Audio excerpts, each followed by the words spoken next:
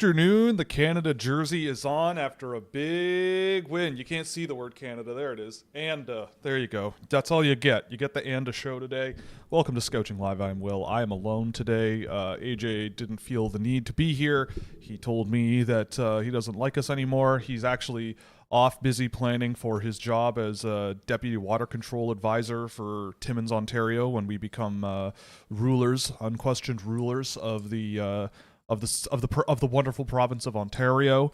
We went deep on Monday night, but yes, Canada with a big win today. The men's team looking like the team in the driver's seat against the Czechs today. No matter what Lucas Dostal tried to do, it was not meant to be, and Canada came away with a pretty decisive victory.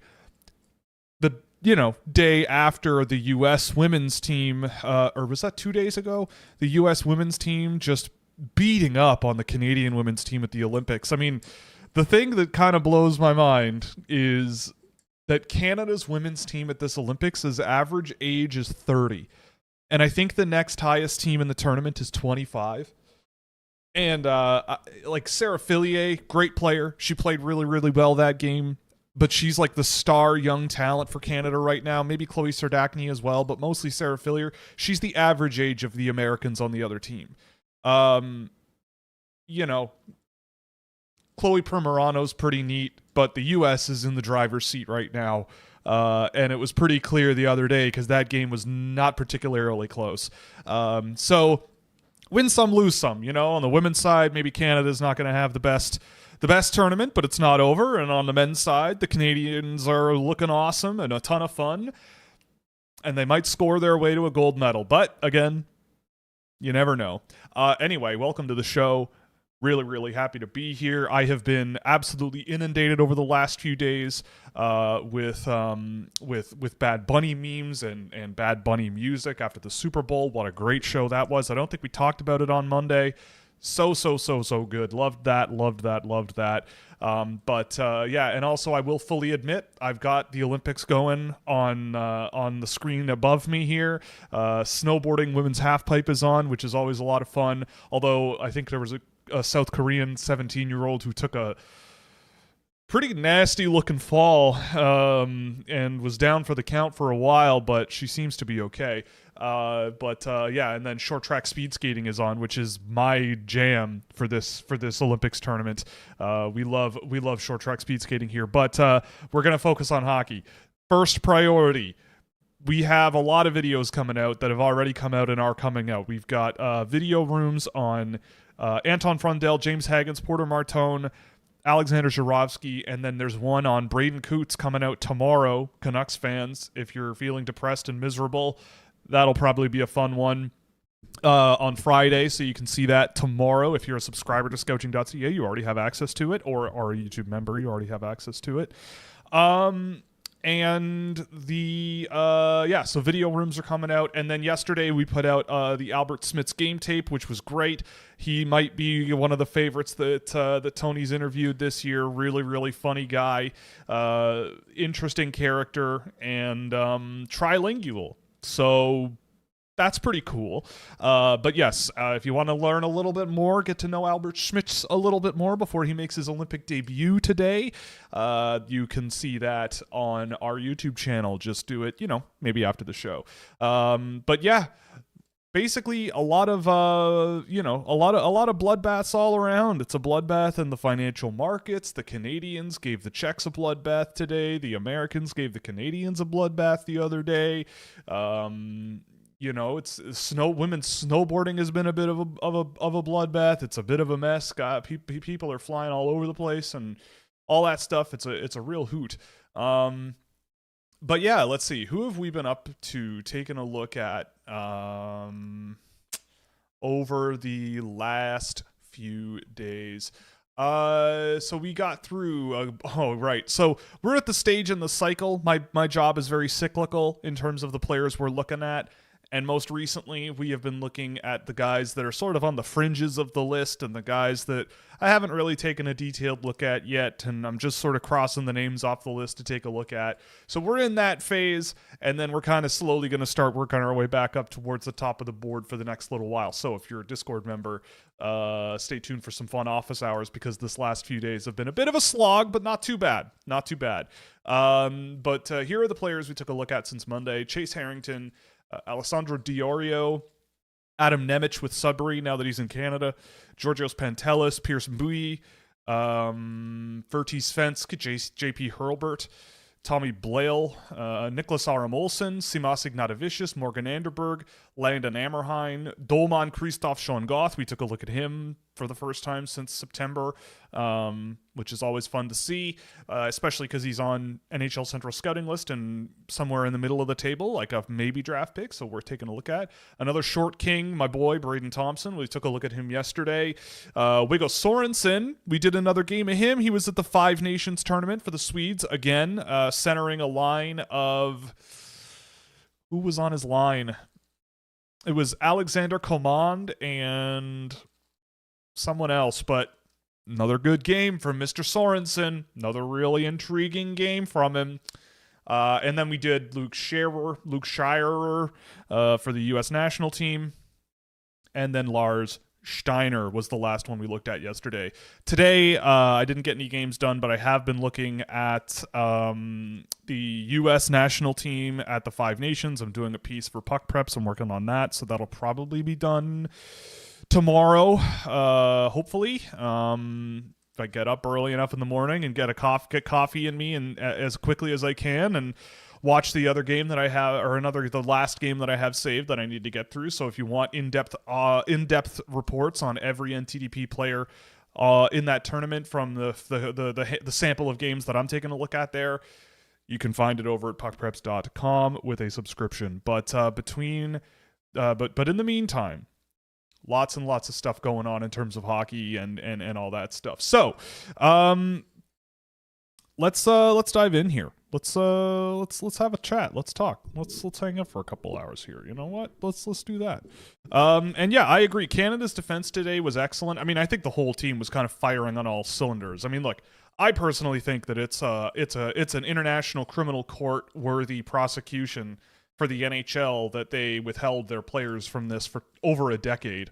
It's pretty incredible to me that this is the first time we're seeing Connor McDavid in the Olympics and Nathan McKinnon in the Olympics, and these guys are already pushing 30, if not 30 or over. And that's a shame. It's a real shame. But I mean, I'm sure there's an explanation.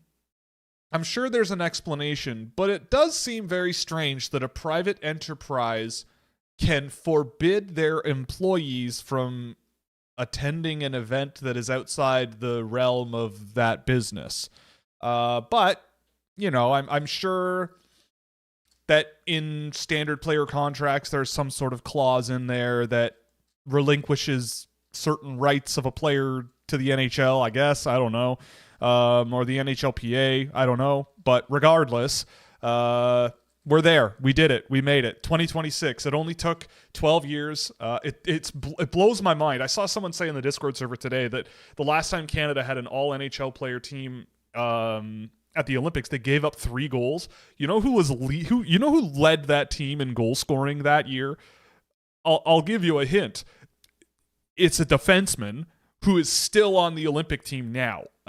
Drew Doughty had 4 goals in that tournament, which led the team in scoring. But all they needed was to score a couple because they gave up 3 in the whole tournament. And I think that was Carey Price standing on his head for that experience. But yeah, I mean, I'd be very curious to know how many guys from that team are on this team. Probably a handful, but Doughty was not one that I had in mind. In any case, yeah, the defense group was really, really good, though. That Canadian team as a whole just was absolutely ripping. I mean, the Czechs got a few good chances, and they have a few guys that I think can push back against Canada, and Lucas Dostal played really well, I think, even though he gave up a pretty decent amount of goals. You know, I think the fact of the matter is is that this is what happens when you bench Yuri Tahachuk. I'm sorry, but it's a fact. Yuri Tahachuk sitting on the bench or sitting in the rafters for the Czech national team today, and they lost big time and looked a little lost in their own end. And if only you had someone who could really, really skate to keep up the Canadians, maybe. But this is what happens, whatever. I'm not a coach, there we go. Yeah, there have been a lot of falls in this women's snowboarding, but the last few runs seem to be pretty clean. This is looking good. I mean, I've been loving the Olympics this year. I mean, what a story the Italian contingent has been. I mean, the woman who won a medal this morning again, what's her name? She came out of retirement. I just Googled Italian speed skater woman. I feel so ashamed. Francesca Lollobrigida. Yeah, she has been unbelievable. I think she had a child and came out of retirement.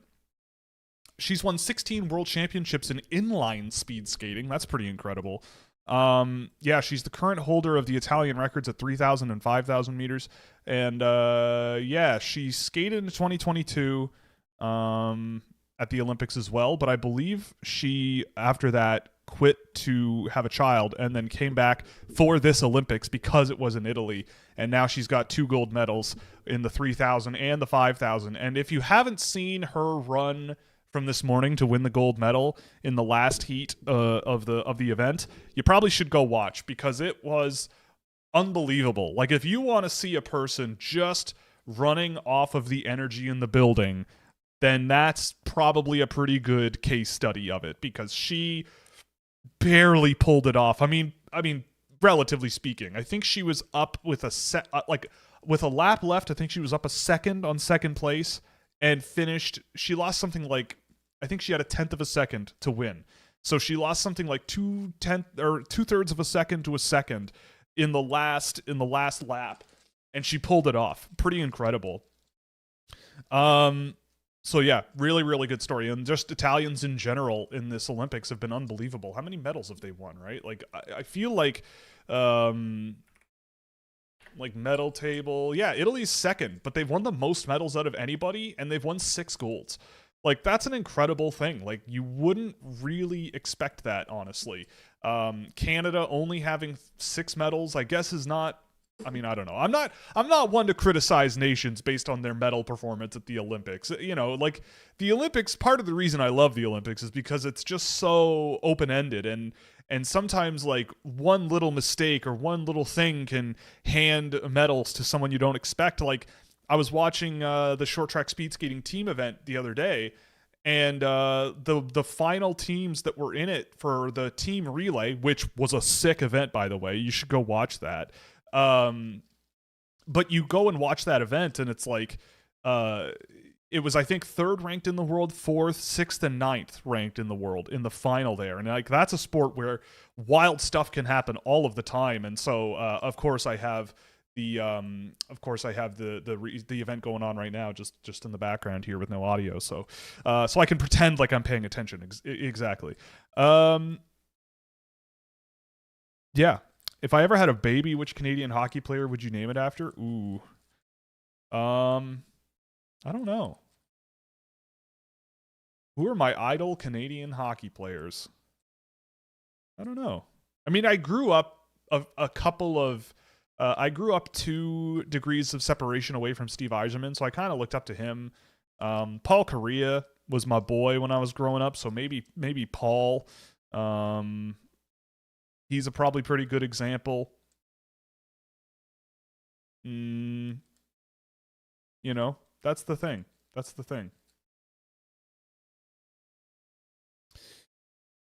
Paul. I guess Paul Kariya probably would be the one.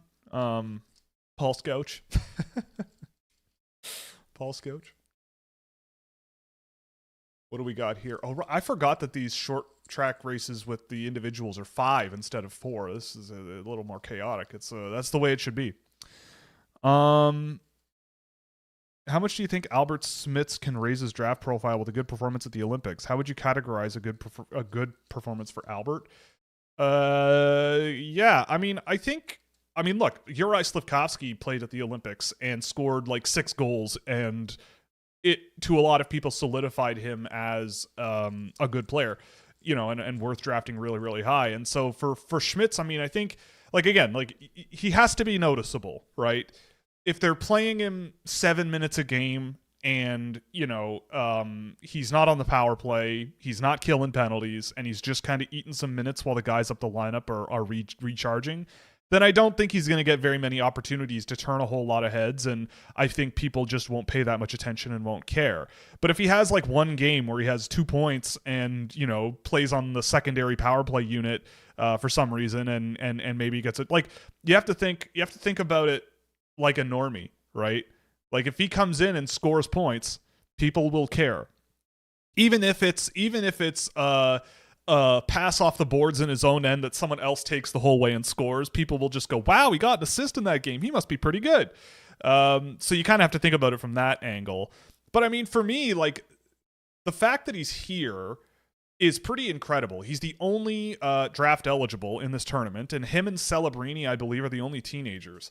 And, like, I know obviously people will say, oh, it's Latvia, but, look, like, Latvia is no joke of a hockey nation, and teams will find any excuse not to bring youngsters to this tournament. And so I think for him, like, even if he shows a little bit of a struggle against some of against the best players in the world, like, I think if you're like, it depends on what you're expecting, right? Like, for me, the fact that he's there is an incredible achievement in the first place, right? So if he, if he doesn't get put out on a power play where he can shoot the puck 10 times a game, then he's probably not going to score much, right?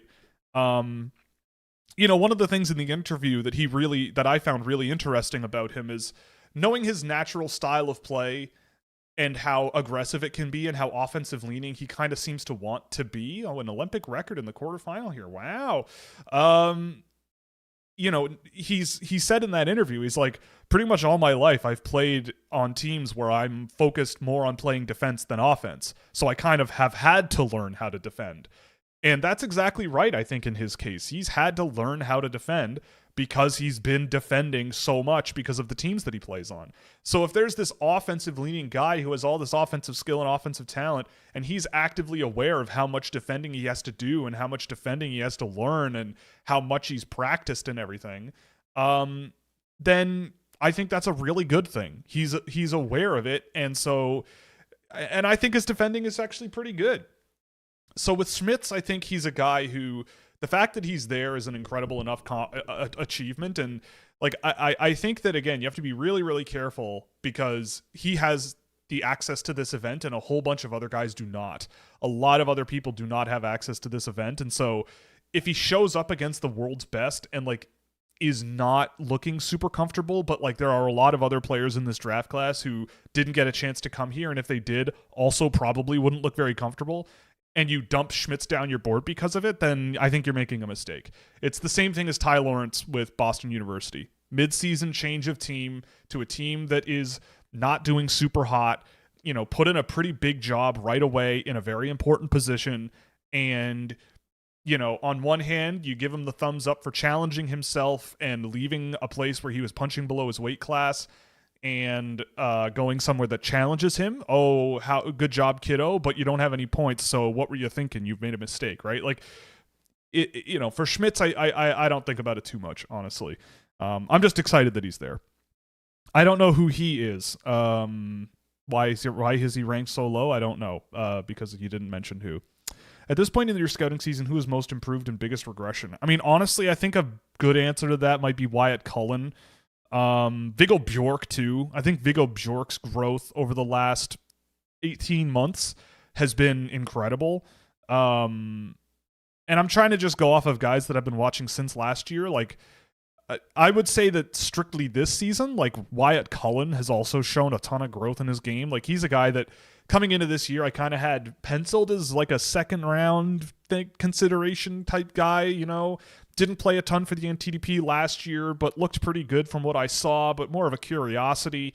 And he's just come in this season, and after looking a little bit shaky and slow the first couple of games, he has really, really transformed himself and gotten his legs back and really looked like a dangerous player. But yeah, I mean, I'd say Bjork, or relative to my expectations, Cullen.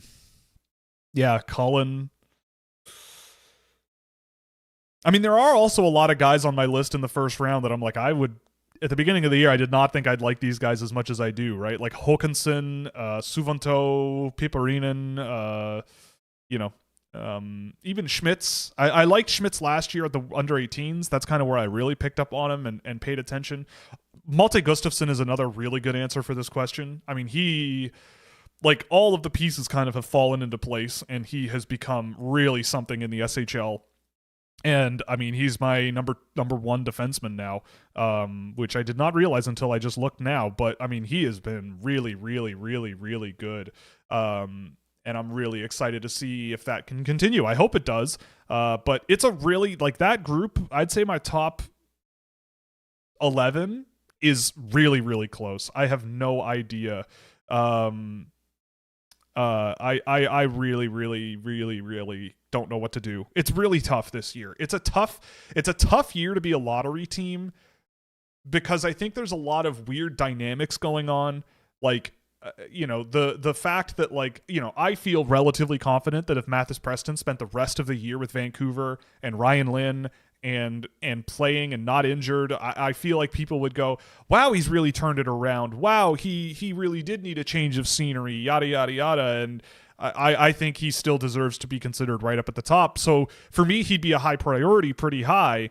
But then it's like, well, if you don't want him and you find him particularly exciting, guys like Stenberg and McKenna are off the board.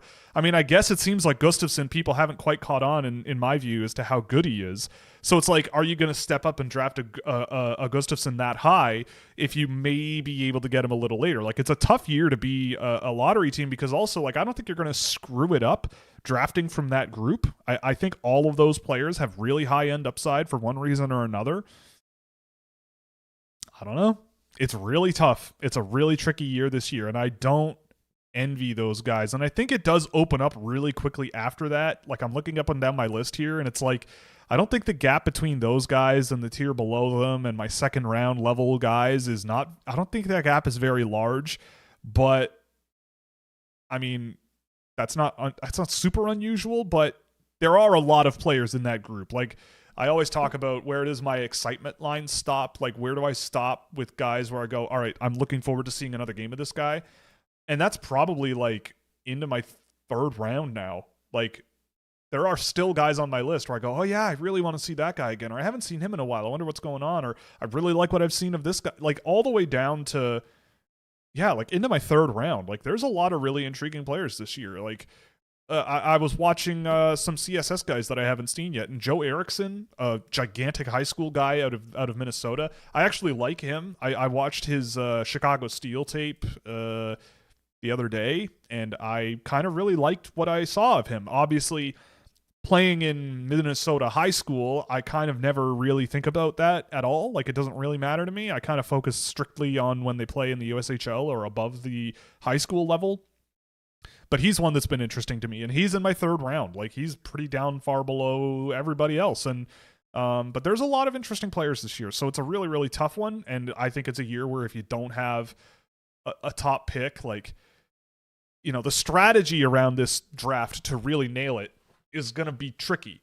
There's a lot of trickiness going on here.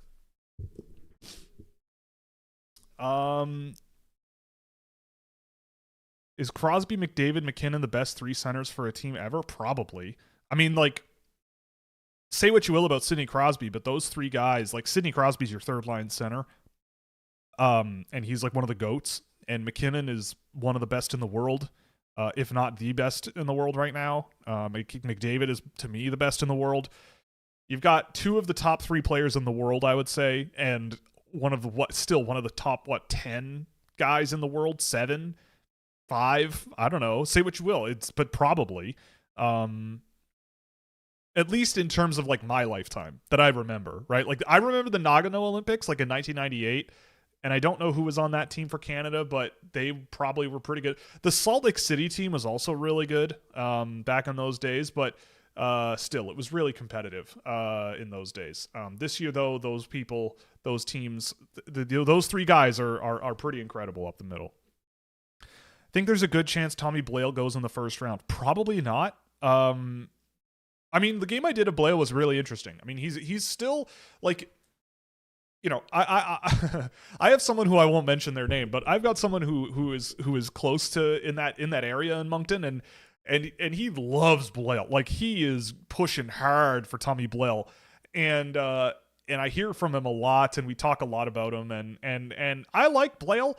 I think he's an intriguing guy that's worth drafting. He's an intriguing player who I think is a long-term bet who you know, there's definitely a really good sort of skill level and aggressiveness offensively out of him that I think he's sort of really learning how to be confident with now, especially at 5-on-5. But the problem for me with Blale is, you know, he's pretty underdeveloped physically. He's pretty small.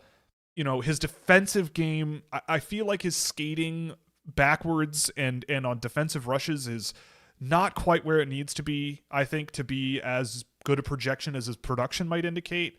His physical game is pretty much non-existent, really.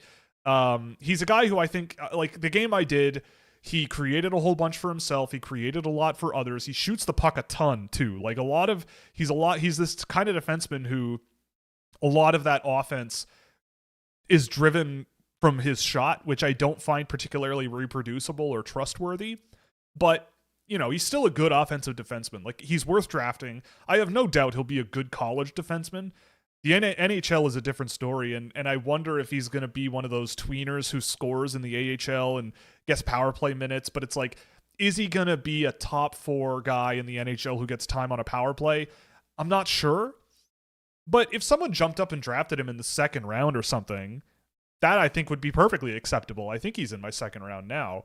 Yeah, he's in the middle of my second round. So if someone does that, I'm not surprised. Central Scouting had him at 35 in North America, and that is basically a mid to late second round pick. So that would make sense. And you just kind of take a flyer on him. You know, there's other offensive defensemen out of Quebec that I've liked over the years, but not as much as Blale. Like I think back to like Etienne Morin, and I think there's more in Blale's game than Morin's game, but Morin does have a size advantage. He does have a sort of, I think his defensive game was a little bit better than Blale, but you know, I think with Blale you see a lot more high-end offensive instinct. So it's possible maybe in this class, but I have a lot of doubts about him in terms of being an NHL player, and that's ultimately what you're trying to do, right? Which is fine. Whoever gets him will get a very intriguing player, and I feel like worse players will go before him. Did you watch the France game today? No, I did not. I did not watch the France game today. I've been mostly watching the NCDP today, honestly, and the Canada game. If Porto Martone played for Czechia, they would have won. Exactly. I agree 100%. Porto Martone on the Czechs team and Yuri Tahacek in the lineup, they would win. Would you ever do coaching? Yeah. I have Hockey Canada certifications to, you know, poke my head in the door if I wanted to. I haven't pushed on it. I haven't like pursued it further, mostly because I know that there's a lot of time. There's a lot of time constraints for me during my, like, there's a lot of time I'd want to devote to it, and I feel like it would take a lot of time, and I feel like my time is best served being self-employed and working my job. And it just, I would love to do it though.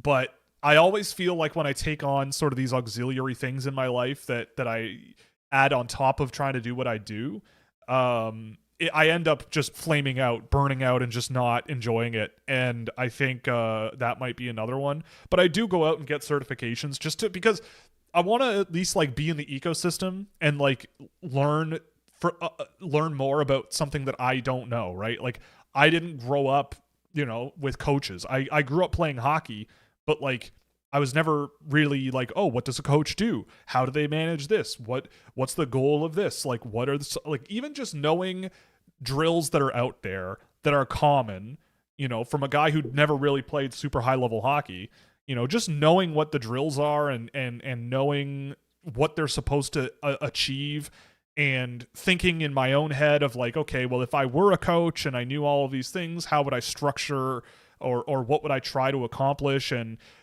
my field trip out to PEI to watch Russian coaches do their thing, there's a lot of things I think that I would really, really, there's a lot of things I would really, really like to implement and see. But on the other hand, I mean, obviously, look, I think that we live in a universe where things are if you go outside, things are kind of a little better than they might look on the surface. And people complain about hockey parents and what that's all like and all that stuff. And I'm not super, like I feel like that is a problem, but people are still coaching. It's still a thing people love to do. It's a good thing to do for the community. So I would do it. I just haven't pursued it enough, honestly. But yeah, of course it's an interest of mine. And because I get joy out of motivating. You know what I mean? Like I feel good trying to support people. And so it's like and that's kind of why I do what I do, is because like, and I always say, like, I always feel like the kid is sitting next to me if I'm talking about them, right? If I'm being critical or nitpicky or whatever, it's not because I want to be mean, and I never, ever, ever want to come off that way. But I do want to be sort of constructive about it. That's all I'm trying to do, is just be constructive, is look at a player, what they're doing, how they're doing it, giving my 2 cents of like, here's how things could be better, right? And going from there. Because it's good to do that, right? Like I'm not super interested in getting memes out of stuff, looking at how awful a guy was on a goal against or something, right? Like that's not really something I'm interested in. And I think coaching is that a lot of the time. I mean, a bad coach, I think, is often can be mean. But I think a good coach is often honest but constructive, and that's what I'm always trying to do. So it makes sense. It synergizes, so to speak, with what I do, I guess you could say. One thing I would love to do is, if anybody is working for Red Bull's marketing team, I want to. This is a deep cut. I want to get Red Bull to use some of their quadrillions of marketing dollars and help me set up a hockey academy that plays in the Asia League and is headquartered in like Japan or something. Because one of the most fun international teams to watch right now, in my opinion, if you want to go outside the top levels, is Japan. Like the Japanese junior boys teams are always, tons of fun. They're exciting to watch. They're skilled. They're just small, and I think they need some good physical training to make it work. But if you could have a Red Bull Academy in Asia and run some sort of a Japanese hockey incubator, I would love to do that. I would love to do that, and because if they play that way and are really good at it and end up being pretty decent, it would be a lot of fun. I feel like people would really, really enjoy watching that team play, because I've always really enjoyed watching them. Even if win or lose in those tournaments, they're always a really entertaining team. And I think Asia is quite a heavily untapped market for this wonderful sport.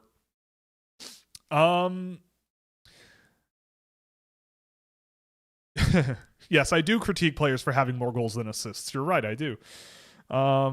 Italy is an interesting country because it's so long. I mean, yes, but it wishes it was Chile. Chile, I looked it up the other day. Like, Chile's 200 kilometers wide.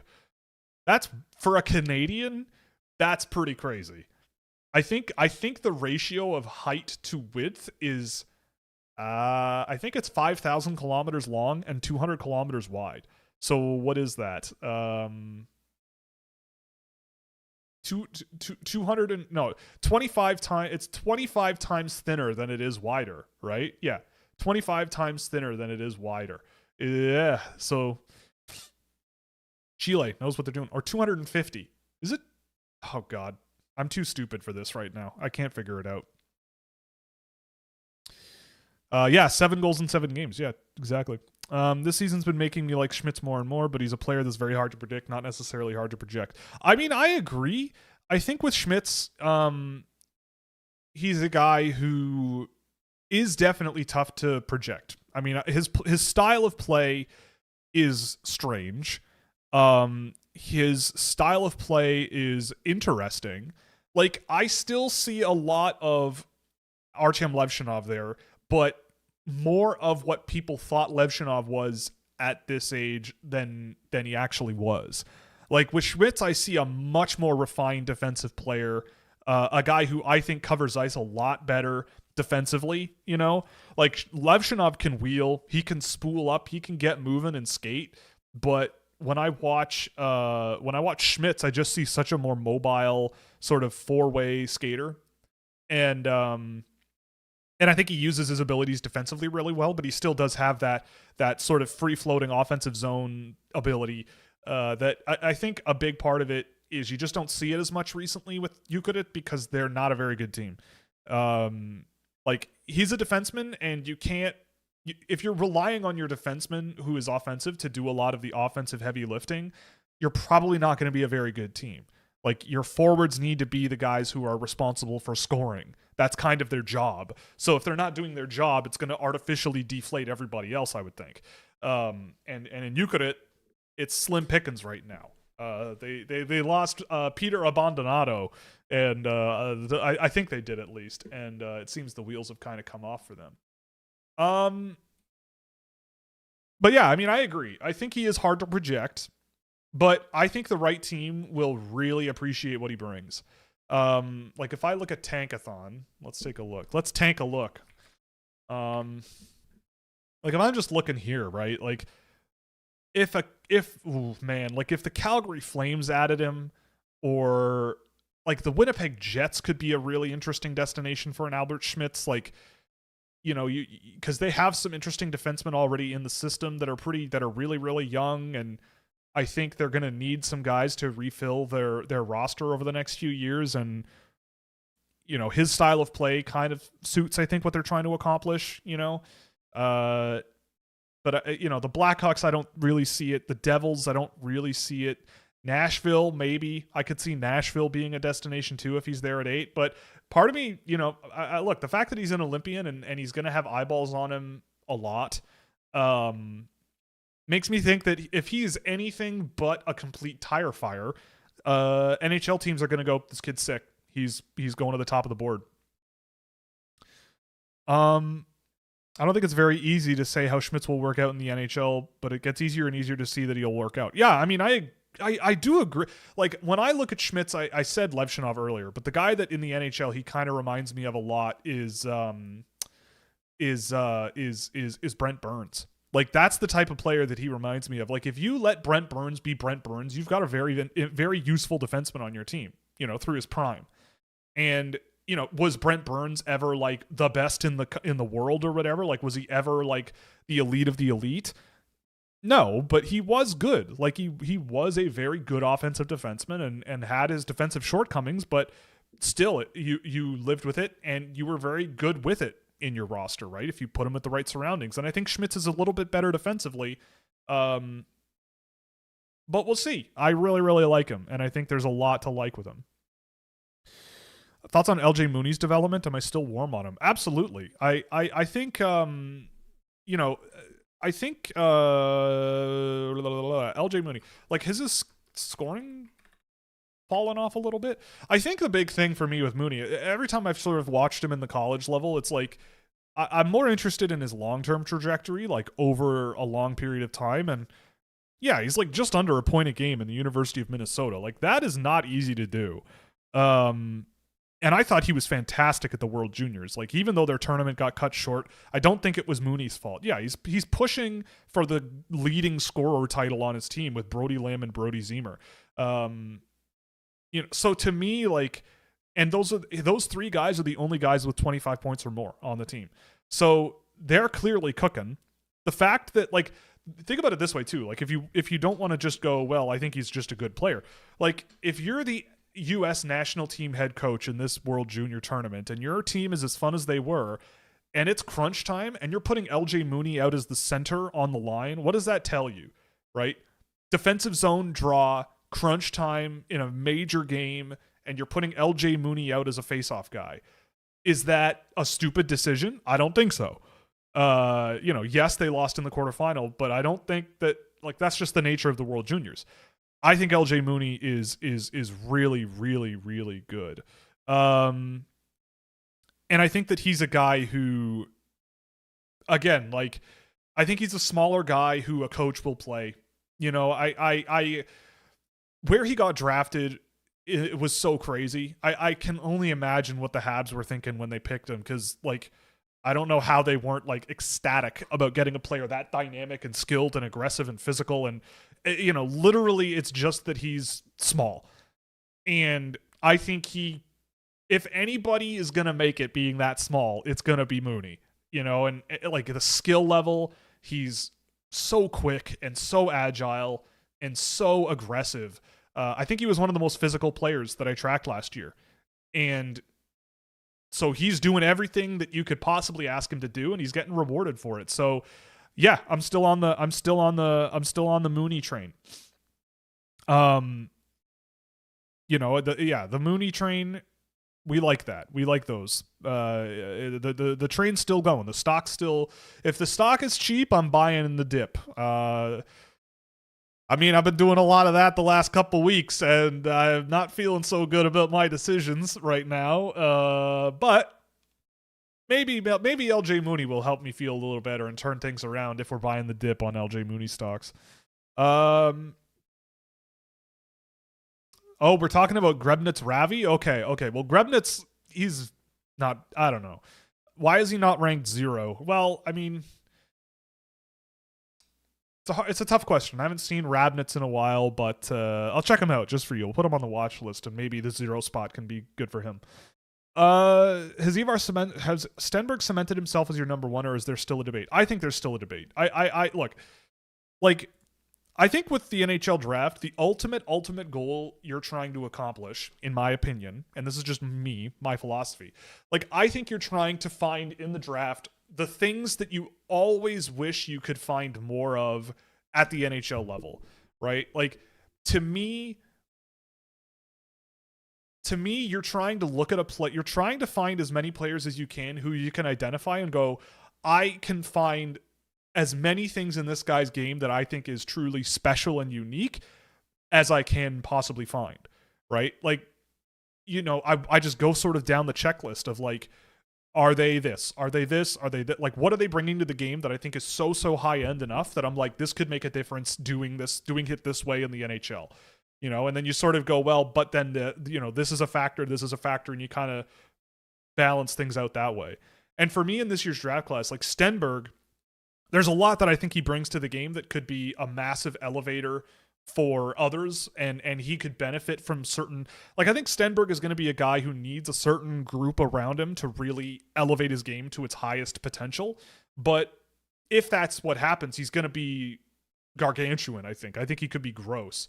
And in the case of other guys in that tier, like, I do think that Gavin McKenna, there's obviously things in this game that are truly special, so he's going to be in my top tier. Like, the vision and the passing ability and the sense of awareness and timing are all so high end and so good that I think that they will be a difference maker in the NHL. So that I can bank on, and so that puts him right up at the top of the board.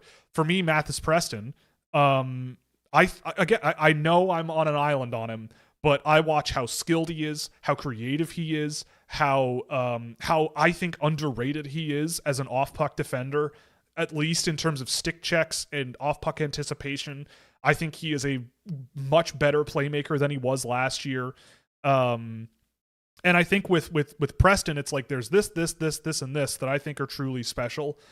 And so that also puts him in that top tier. Stenberg, I mean, I don't know if there's anything outside of like his hockey sense that I think is like so special that it's going to work. But like, if that's what the case is, if your hockey sense is that level and like working through pressure, like he has really special traits and things that matter in the NHL all the time, right? Being a great playmaker, really skilled, all those things, it's really great, right? Like it's really great. Those are great things to have. But in the NHL at 5-on-5, the game often slows down. The game is often really sort of close quarters, knocking down loose pucks, winning little races. And I think Stenberg does that really, really well nowadays. And if his skating can improve a little bit between now and when he gets to the NHL one day, then I think so. It's not solid for me, but I did split the tier. So I have those three guys at 1, but then I've got Bjork, Lawrence, Gustafsson, Schmitz, Villeneuve, and Verhoff right after them, with Piperinen and Reed, I would say probably also in that tier, but it's like these tiers are so close for me. But it's like the first tier, it's like, do I take a Viggo Bjork over a Gavin McKenna or a Mathis Preston or an Ivar Stenberg? I'm not sure. Ty Lawrence, probably not, but maybe. Malte Gustafsson, probably not. So it's like those guys end up a tier lower, but like Stenberg or McKenna, Preston or McKenna, whatever. Like to me, those guys, I think you could argue it any number of ways. Yeah, you can throw tomatoes at me all you want there. I'll take them. I look. I will also say tomatoes, literally the only food in my life that time and time again I will choose not to eat and actively avoid. I don't know how people eat tomatoes. The only times I will eat tomatoes if it's pulverized into a paste with a whole bunch of other ingredients in it, or it's like roasted to death in an oven and served with like cheese and pasta and olive oil. Then I'll eat tomatoes. But if it's just like tomatoes on a hamburger, I don't understand how that's physically possible. I don't know how people stomach that. I just don't get it. So if you throw tomatoes at me, like, just know, like, you're wasting your tomatoes, honestly. You may as well just eat them, because I know I'm just going to waste them anyway.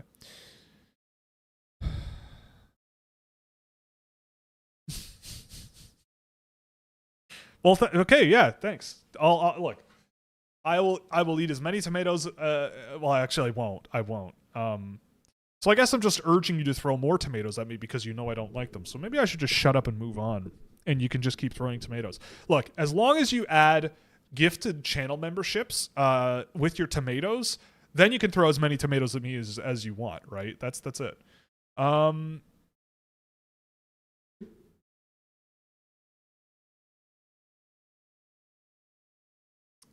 I think in some ways Suvanto has to be the number one answer to the most improved. No one except Finn's likely even noted him before the Holinka, and in one summer he skipped U20 completely. I mean, I agree. I think there are a lot of those types of players. Like, I mean, I'm also operating from like over the course of this season, right? Like Suvanto from the Holinka till now, my opinions on him haven't really changed all that much, and his location on my list hasn't really changed all that much.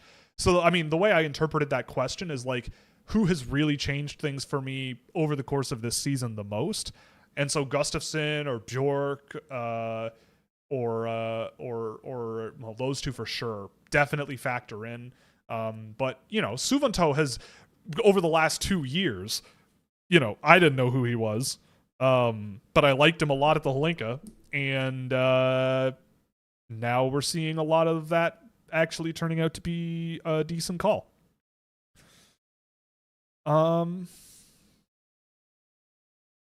Yes, Brad Lambert is the best in the world. That's true. Brad Lambert should have just stayed Canadian, and he could probably be first line center on this team by now. Who would? I mean, it's ridiculous. Is Brad Lambert a case of development gone wrong? I mean, like, yes and no. I think Lambert. I mean, I think there is evidence to yes, because Manitoba is not very good. Like, the Moose are not good. Like, if I think he's their third leading scorer this year.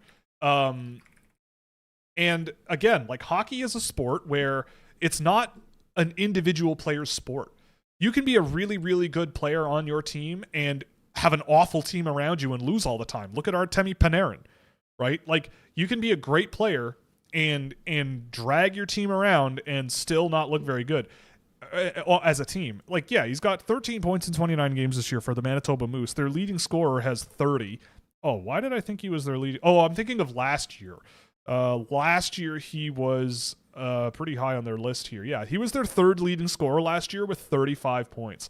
And like, it's pretty wild to see the Winnipeg Jets never really give him a fair shake. Like, they gave him 4 games this year and they're struggling. So like, why not? Why not try him out? Yeah, tell that to the Canucks. Yeah, that's true. You know, so I think with Lambert, I definitely think that there is like a level of dejection going on. Like, I think, you know, look, I think he's a guy who has been miscast his entire career.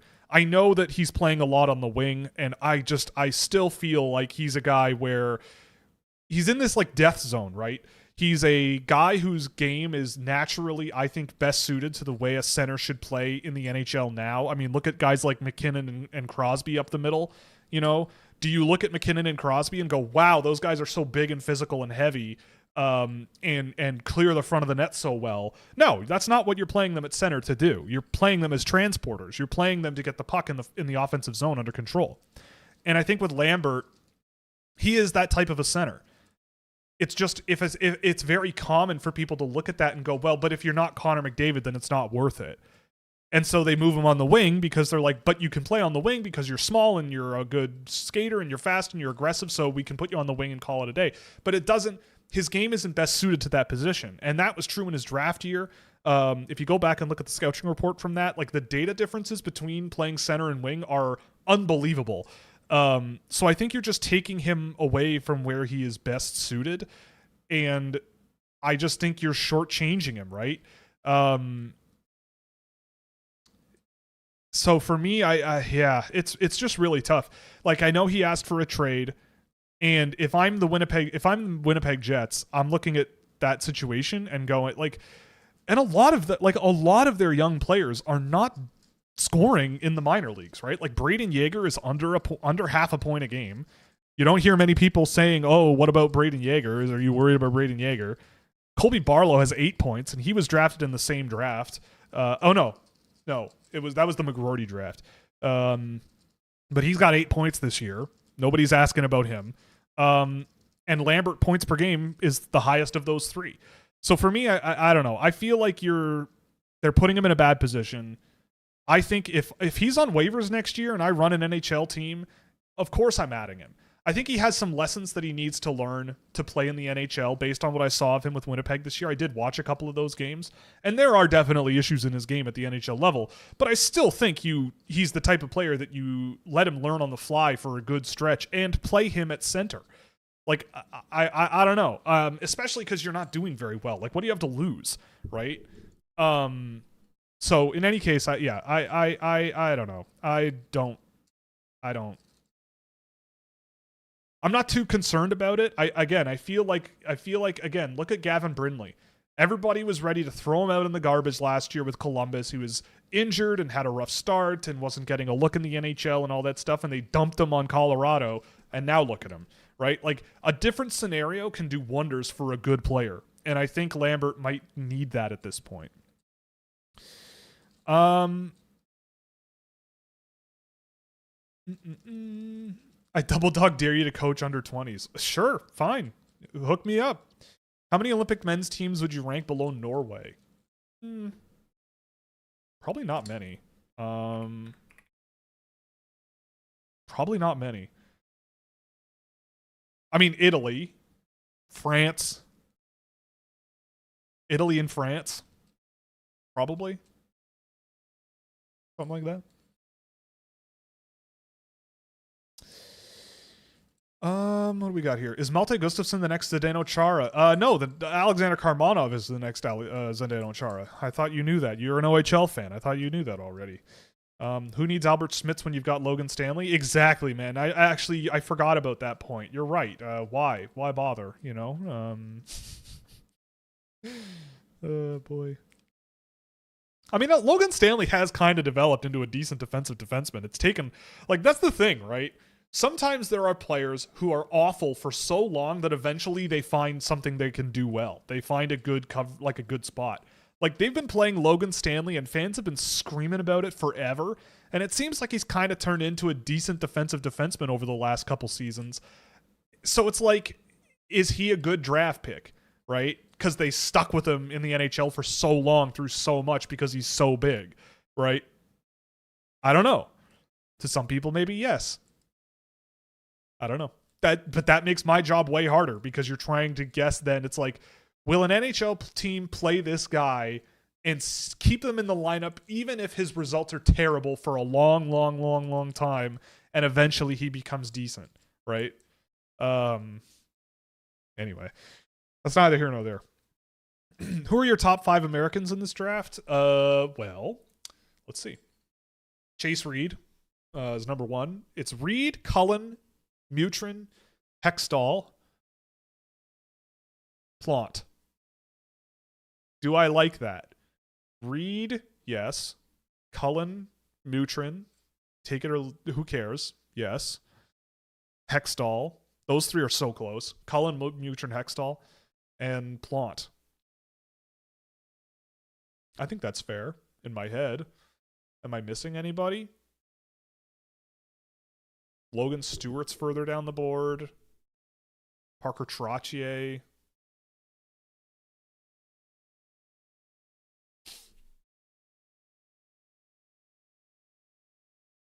Yeah.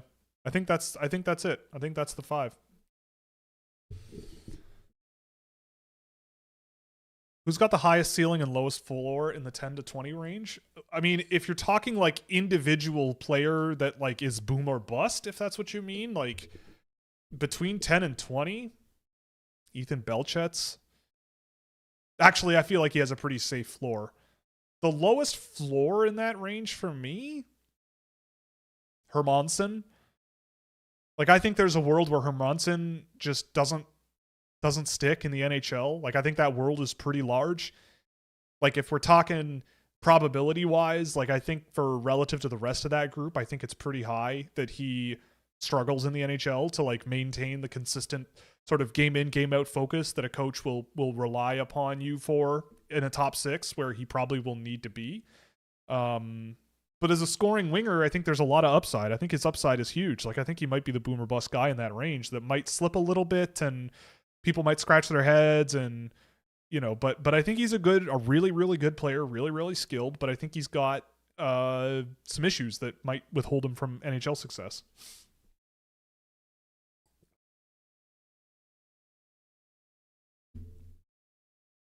But of all of them, like the highest ceiling, honestly, might be Suvanto.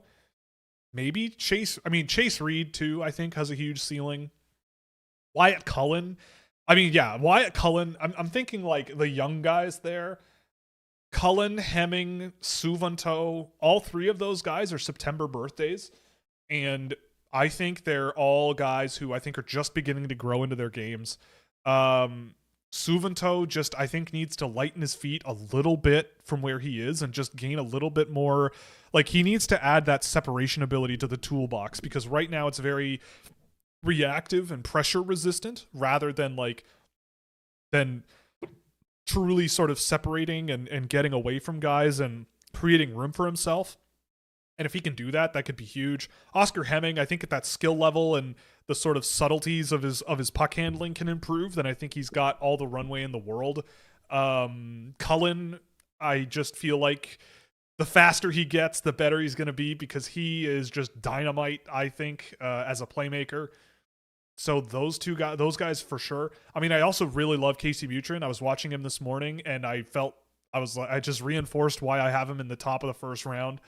I think he's going to be a wonderful NHL player. I would love to have him on my team, especially if I'm drafting him in the second round at this point, maybe. I'm happy to pick up Mutrin later and just watch him blossom into, like, people are always looking for the next Tom Wilson, and I'm not saying he's Tom Wilson, but there could be a universe where Casey Mutrin is, in 10 years, a feared player in the NHL, a player you do not want to not be focused on. I would love to interview him. I would love to pick his brain. I would love to see what he's all about.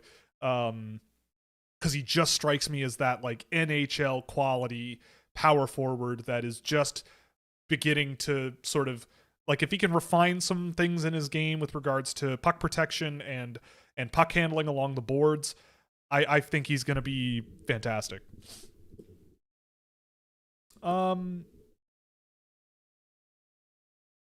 Yes, Brent Burns did win a Norris in 2018. That's true. So at one point he was the best in the world. It's true.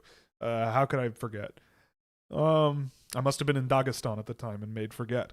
Yeah, if LJ Mooney was good, the U.S. would have won the World Juniors. I agree.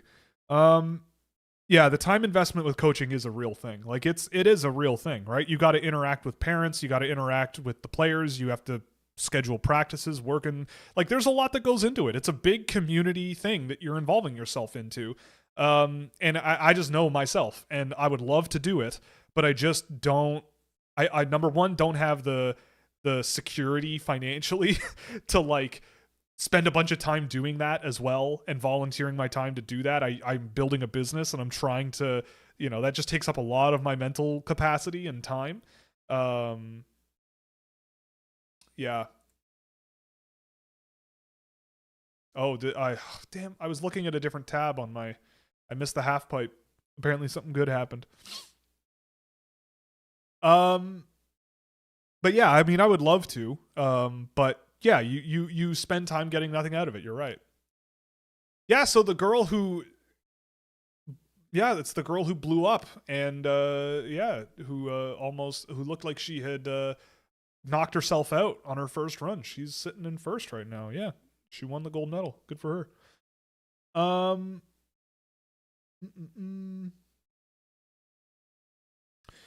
Does the draft get more boring for you this late in the year? To me, I feel like I'm already 95% certain of the guys I take in every round, so it's much more difficult to care about the rest. I mean, for me personally, no, because I still need to. It's like working out at the gym, right? Like you work out at the gym, and scientifically speaking, when you work out at the gym, if you haven't before, you see results very quickly, right? Like if you've never worked out before and you go to the gym, it's very common that you see results and notice results early on, and then sort of it tapers off and you get into sort of the more maintenance and the more difficult part of training, which is like switching things up for your body or doing those things that are really important to like continue seeing those benefits, right? And I feel like for me, like it's more about due diligence now and just making sure that things are nailed down. I also have videos to put together. And honestly, part of it is like the stress of making sure I have enough clips to make videos on guys. Usually if I don't, I just don't make videos on them. But for the top end guys, obviously everybody's going to want to see a report on everyone. So it makes it a little trickier. But at the end of the day, it's not boring, especially because now I do office hours in the Discord server a lot more, which is really fun and a different way of doing things that I think it also helps me focus a lot more because I have to, I have an audience at that point and I have to show that I'm working. So it's like a little bit of pressure, but it's good. So it's not boring, and I love doing it. I love watching. I love watching the game. I love watching how guys play, and refining things and figuring things out, and trying to put my best foot forward, and going from there. So yeah, lots to like. But if you're not me, I could see how it's boring at this point. And I mean, look, I was running. I wrote code last year to simulate the draft and basically see like who might be available for which teams at given picks. And I mean, it's pretty clear to me who the guys are probably going to be if I'm using Toronto's picks as they are now, just because it's like a third, a fifth, and a sixth. And I can kind of put it together in my head who's probably going to be there. And the data kind of shows that. But, you never know, right? Because again, you have to pick one. You have to pick one guy every time. Every time your pick is up, you get to pick one. So you don't want a situation where you go, man, the guy at 2 or 3 on my short list at that point sure looks good playing for the Boston Bruins or whatever, right? That's your worst nightmare as a talent evaluator for sure. And yeah, I saw that fall by the Canadian in the half pipe. That was pretty bad. Thoughts on Giorgio Pantelis as well as Jacobson and Sirkan? So I'm not super familiar with Sirkan, so I can't give you a good answer on that. But Jacobson is really good. I think he's another one of these sort of small, compact, really skilled playmakers who, I think is going to be a very interesting one to see what people think about next year. Like, based on what I've seen of him this year, he would be in my first round and probably in that Suvanto, Reed, Piperinen range type thing, maybe a little bit lower, but definitely in there somewhere. So, yeah. But Pantelis, I mean, I see people hyping him up a lot, and I don't know. I just haven't seen it. I mean, I think he's on my list. He's ranked, but like, it doesn't really matter because he'll be gone by the time I would take him. Like, I just look at how he skates, and like, he's very good at keeping things very simple. Like, and I'm not sure it's like simple in a good way.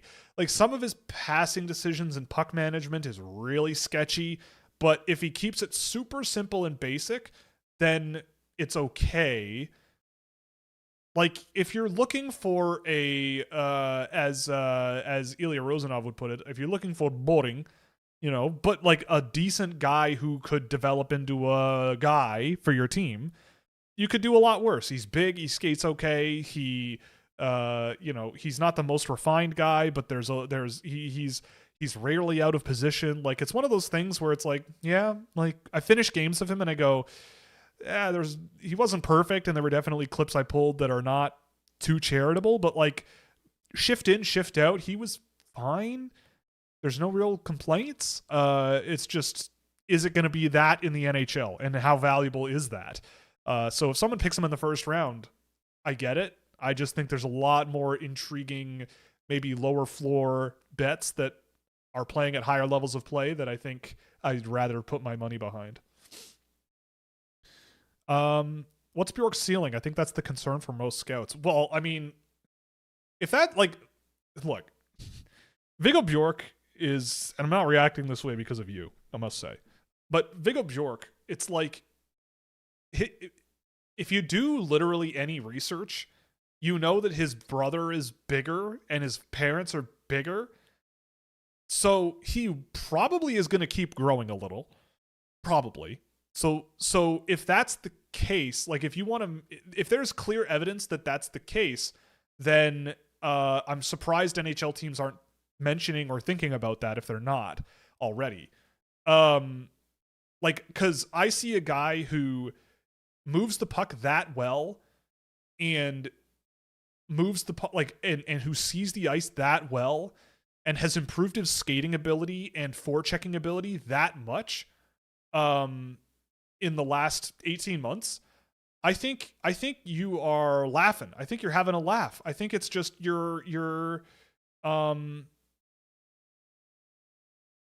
think you're having a laugh. And so at the end of the day, sorry, I was watching the speed skating there. 3 Canadians in that heat, and they finished 1-2-4, I think, or 1-2-3. Can't tell. Georgios can't tell us. Bjork is something like a worse Paul Kariya. I mean, I guess, but I don't know. I'm not going to compare a player to a guy who was drafted 35 years ago, and I also never saw that player when he was 17, and it was a different world. But I think with Bjork, the ceiling for me is really high. Like, I think his hockey sense, the awareness around the ice, his forechecking ability is better than it was.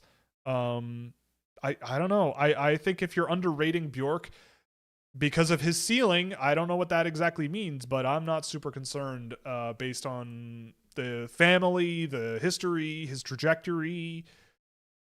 I think there's a lot to chew on there.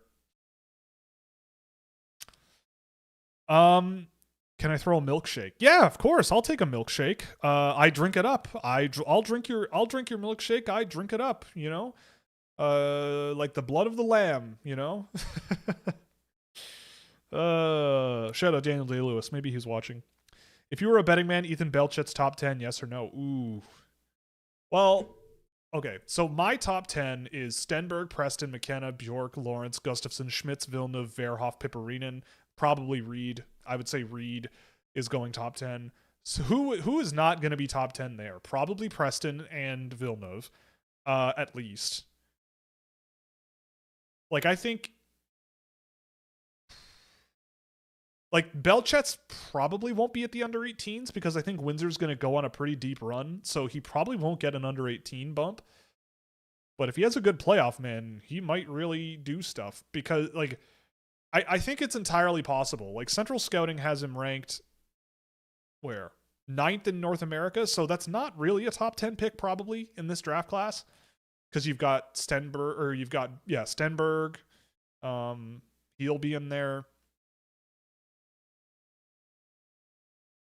I would probably do it, but it probably will be a bit of a nail biter, like 9th or 10th overall, something like that.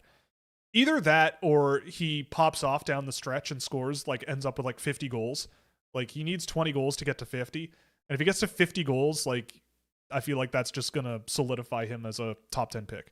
They're just going to go, how could you pass on a gigantic goal scorer like this? Like Colby Barlow is so yesterday. We've got Colby Barlow, but better here now. And we're not going to screw it up this time, right? Like I feel like NHL teams won't be able to resist the temptation.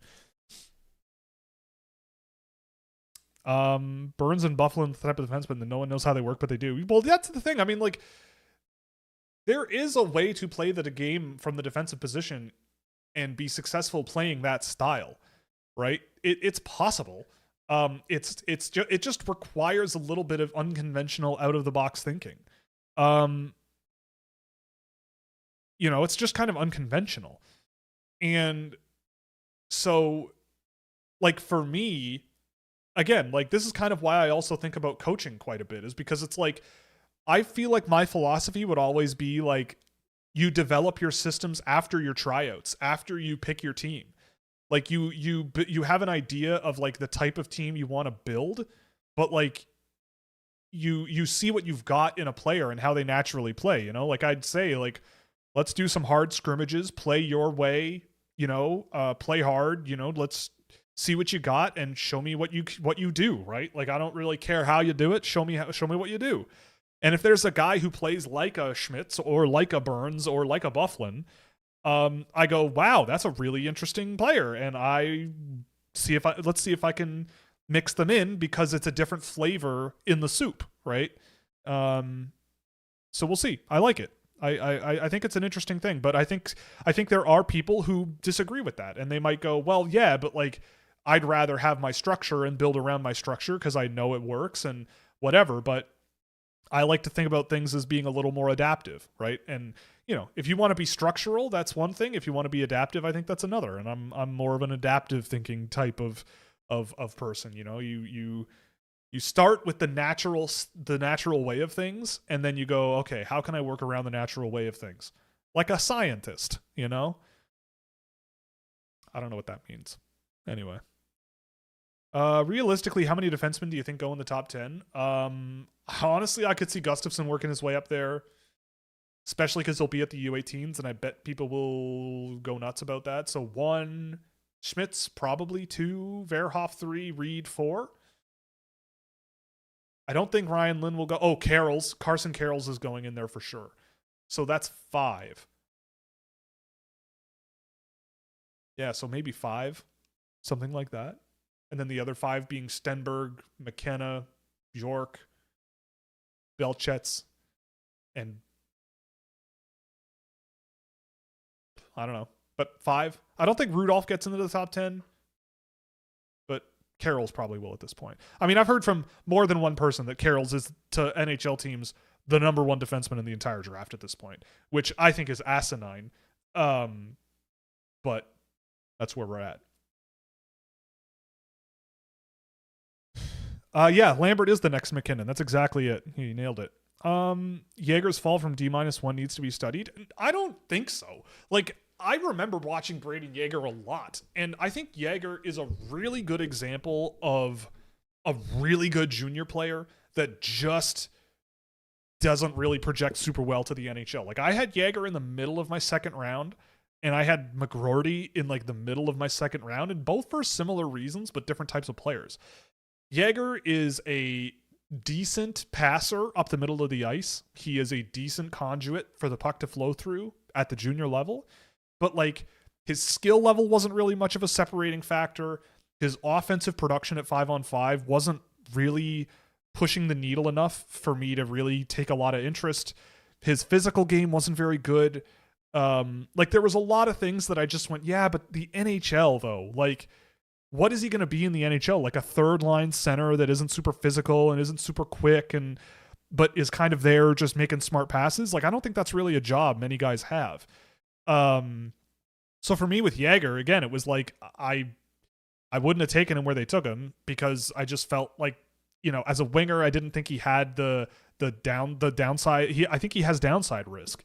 And he's one of these guys that just kind of played a good all around sort of game.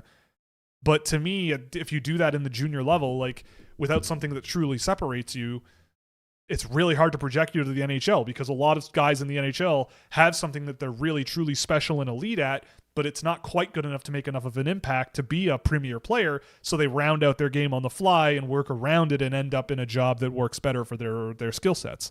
So for me, I don't know. I think with Yager, I'm not super surprised based on what I've seen over the years because this is just kind of a type of player profile that I'm always a little bit sketchy about. You know, the guy that the kind of like I'm looking up and down my list from this year's draft, and you know, like maybe you're looking at a similar-ish type profile in a, you know, Adam Nemec or you know, he's a winger, but or a Tomas Horenko or Landon Hafley or something like that. I think Hafley's a better skater, but you know, those types of players that are kind of lower on my board, I just kind of look at and I go, yeah, they're interesting bets, and you may as well take them and see what happens, but not super high, not in the first round, I don't think. You just see where they go. Stenberg versus McKenna, which one does better on EP40's wing? Probably Stenberg. Not just because he's Swedish, but I think Stenberg's off-puck game is better than McKenna's. More well-rounded, I should say, and more apparent. And I think that Pettersson's sort of like a dual threat offensive guy, right? Like I know he can shoot, but I also feel like at his best, he's still also a pretty darn good like passer and playmaker. Yeah, like he's not a more goals than assists guy. And so for me, like McKenna, like maybe McKenna would elevate Pettersson's goal scoring, but I look at Pettersson's, you know, I look at Stenberg and I just think that Stenberg working off of a more heavy possession player like a Pettersson and mopping up a little bit more off the puck for him could be a better combination because McKenna, maybe he'll get that into his game over time, but I don't know. I think there's a long way to go. And for Stenberg, I think he's just a smart all-around offensive player that really does well off the puck as well. Would you try Lambert on a line with McDavid? No, I wouldn't. Jack Hextall is definitely getting picked by Pittsburgh in the second round. I agree, 100%. He is a Wes Clark player. I think Jack Hextall is gonna, like, if the Penguins have a shot at him in the second round, maybe even in the first, honestly, I could see it. I love Jack Hextall. I know there are others that love him as well. Again, I if there are any Scouching Discord members in here right now who are often there for office hours, again, accessible to Scouching subscribers, we watch a lot of hockey in there, and the difference in vibe and feel and energy level between the OHL, WHL, QMJHL levels and the USHL this season, I look at Hextall as a point-a-game-ish USHL player, and I think that is a great spot to be. Like, I think that's a fantastic spot to be relative to, say, an Ethan Belchetz, who is a more goal than assist club guy, barely over a point a game in the OHL on a really good team in Windsor. I look at Hextall and I just go, I think at that level, I think he's got an excellent two-way impact on the game, and that's really valuable. I think his style of play is really, really valuable. And so, yeah, I've really, really liked Jack Hextall. And the offensive production I think is a little bit wonky and up and down and inconsistent, but I do really, really like him. And I just realized I had him lower than Belchet's, or so I flip him around because I don't like the idea of him being below Belchet's in my head. Top 5 Norwegians in this year's draft the people deserve to know.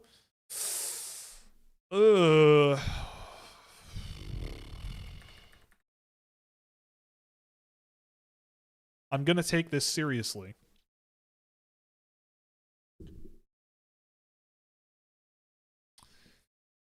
Because we have 40 minutes left. Okay. Aram Olsen, I would say, number 1. Vatne, number 2. Elias Straume Vatne.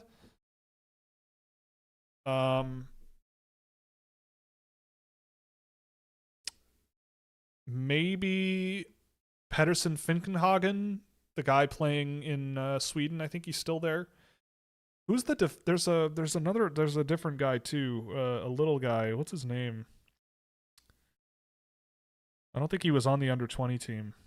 Plays for who does he play for? I think it was Vålerenga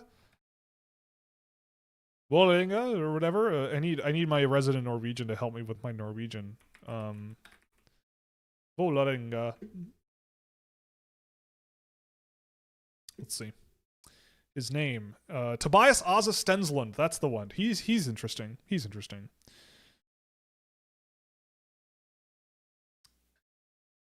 I hope that answers your question. If it doesn't, too bad. Any thoughts on Evan Jardine? Yeah, I like Evan Jardine. Honestly, I've been watching him for 2 years now with puck preps, and I didn't think too much of him last year. Again, I saw a little bit of, like we just talked about Braden Yeager, but I saw a little bit of that sort of a player there. Just sort of right place, right time, smart passer, read 16U AAA opponents like a book and had no problem sort of being an elite complementary player at that level. And I think he does benefit a lot from playing with Jack Hextall a lot of the time this year from when I've watched him. But I think he is a very good player in that type of a role, sort of just a good skill, high sort of awareness type player. I think his skating has improved a lot over the last 2 years. He's looking a lot more fluid. He's covering ice a lot better. He's closing gaps, forechecking well.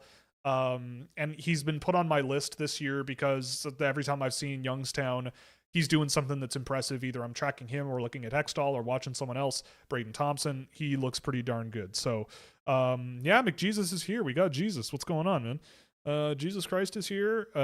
Shout out to my boy, my Protestant God, my Protestant heart's God is here. So welcome. Happy to have you. But I like Jardine. A player that I probably should watch another game of relatively soon. It's been a while, but where is he on the list here? Second round? Evan Jardine? End of the second round. Yeah, there you go.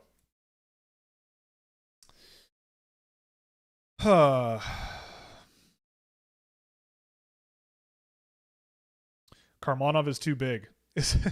Maybe. Is Preston too small for the NHL? No, I don't think so. How would you rate Chase Reed's passing ability? Well, I mean, in some areas it's very good. I think especially in the offensive zone, and like I think Chase Reed with clear lanes, he's really accurate. Like his breakouts are often really, really crisp. If he has an open lane and he sees it, if he's, his awareness I think is often very dependent on the situation around him. I think high pressure scenarios are a little underwhelming in my experience with Reed. Like really hard forechecks, guys attacking him on the rush, and his off-puck defending is a little bit of a question mark. And in terms of the passing, like he can kind of panic a little bit under pressure or just sort of not take a look around. And so I'd want him maybe working on his awareness a little bit more. But he is a good player. And I think his passing is a good sort of strong point in his game. His offensive zone stuff, though, is really, I think, where it really shines. You know, he does that sort of Verhoff thing, looking one way, deflecting your attention to one direction, going another, and setting up plays elsewhere and all that stuff. So some really interesting talent and really interesting sort of depth to his passing ability. But it's kind of up and down. Like, there are some areas that are really good, and there are some areas that I think are a work in progress that are not uncommon for young defensemen, especially in huge minute deployment.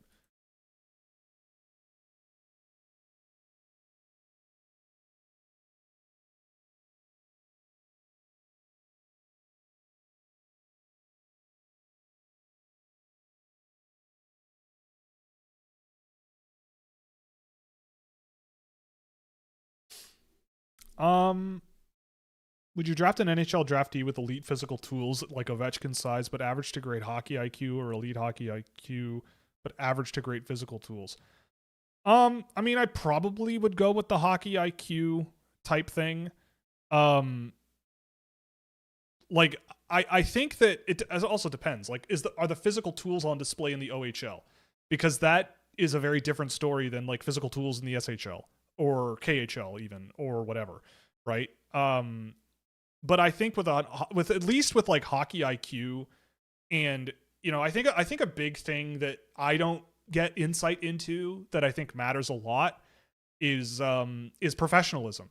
Like, can you read?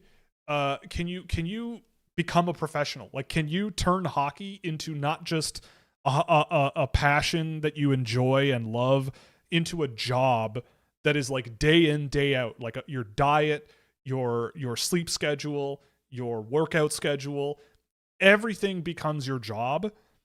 And so it's like, if that, I think, matters a lot. And I think if you have someone who is, I think, a really high IQ player, a really high end sort of awareness thinker of the game, then I think you're looking at a situation where long term they can grow and develop, right? Like, I think long term they can just, you know, become better. Actually, you know what? It's getting distracting for me, so I'm gonna throw on the what's it called? Oh my god, the Latvia game, because maybe Schmitz is being good at hockey. Who would have thought? Maybe. I don't want to jump the gun, but I'll probably watch his tape from this game anyway later on. Maybe we'll do it in the Scouching server because we're cool like that. But yeah, I mean, I think with the hockey IQ thing, if they also interview really well and they come off like a guy who is going to turn that professionalism switch on, if they haven't already, and like really put in the work and grow, I think the physical tools will develop, right? It's a matter of working out, getting stronger, doing the drills, working harder, you know, doing all that stuff. But you know, but in the other, yeah. But in terms of like physical tools and everything, it's like, you can be as physical as you want. You can be the most physical guy in the world, but if you're, you know, looking at your diet plan going, what the hell, why do I need to eat all these vegetables? Why can't I eat potato chips anymore? This is stupid. Then it's not gonna work. Probably. We can't all be Phil Kessel. And I like hot dogs as much as the next guy, but we can't all be Phil Kessel. What's your least favorite fruit? Ooh.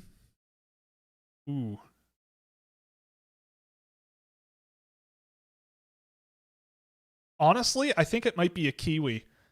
I might offend people with that, but it might be kiwis. I'm not a huge kiwi guy. I ate a lot of them growing up with like my school lunches. I'd get a kiwi and just cut them in half and spoon out the middle.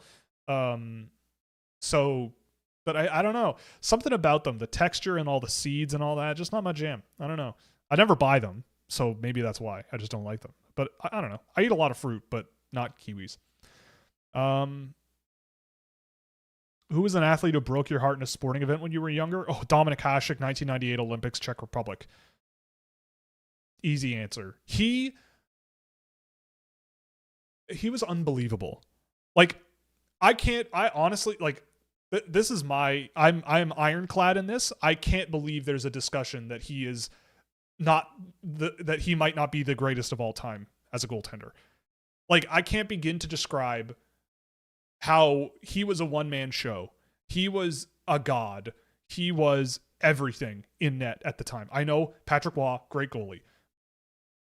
He's one of the greats too. But Hasek, also 6 feet tall, too small by today's standards. But like, he was like Gumby. He was like Mr. Fantastic. It was wild to watch. And if you go back and look at some of the stats from him in the 90s, like, he was so far and away beyond every other goalie in the league at the time. Maybe except for Patrick Waugh. But he was in Buffalo and carrying that team so far. And him at the 98 Olympics, man, like, that team wins the gold medal, but he was astoundingly good in that tournament. So that probably was the one. That one shattered me. And the Canadian or favorite athlete that broke your heart, I mean, Dominic Hasek. But Canadian, like, I mean, John Carlson too in the World Juniors when he scored that overtime winner at the World Juniors. I think it might have been 2012, 2011, something like that. That was also a pretty big heartbreaker. But it was way more emotional for the Hasek one. A Canadian favorite, I think. I mean, I said this on the show Monday night, but Marc-Andre Fleury, who handed the U.S. their first gold medal at the World Juniors by firing the puck off of Patrick O'Sullivan's back, leading to a goal at the World Juniors, and that one shattered me. That one broke my heart.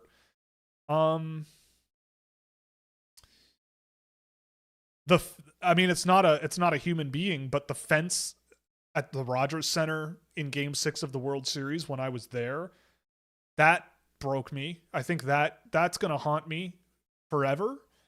The fence, the outfield fence. That'll do it. It's God. You know how, like, if you're driving and someone drives up next to you, like, I have a wagon, like, I have a small wagon. I drive a Mazda 3. And if someone in a gigantic pickup truck, like from 2025, pulls up next to me in my blind spot, their headlights are so bright. You know how it's like they're so bright that you blink and, like, the lights are still in front of you for like a minute? That's what that is like, what the memory is like for me of the baseball getting stuck in the fence at that game. It's just always there. I think, okay, take me back to the glorious moment of that world. Nope, the ball's stuck in the fence. Okay, I'm going back to the glorious time when I was at that. Nope, ball's stuck in the fence. It's there. It's just always singed in there. So it's not an athlete, but it's Canadian, and it definitely factors into that question. If Carolina takes Preston early in the second, you're going to hear endless takes on how all their core guys are Smurfy right wingers. Exactly, yeah. But someone will play center. Thoughts on Crosby being the same height as Viggo Bjork in 2005? Exactly, right? This is the difference between 5'11" and 6 feet. I will say it until the cows come home. I am now 6'1". Am I a better hockey player? Am I, just, this is why we need to measure things in centimeters. Because I feel psychologically that 180 centimeters, which is just under 6 feet, might be the bias point. Like, if your height in centimeters starts with a 17, then I think there might be rightfully, you might go, maybe there are size concerns there. If you're over 190 centimeters, then I think teams go, woo, look at this guy, woohoo, like pushing 200 centimeters, Then you're in, right? Then you're in.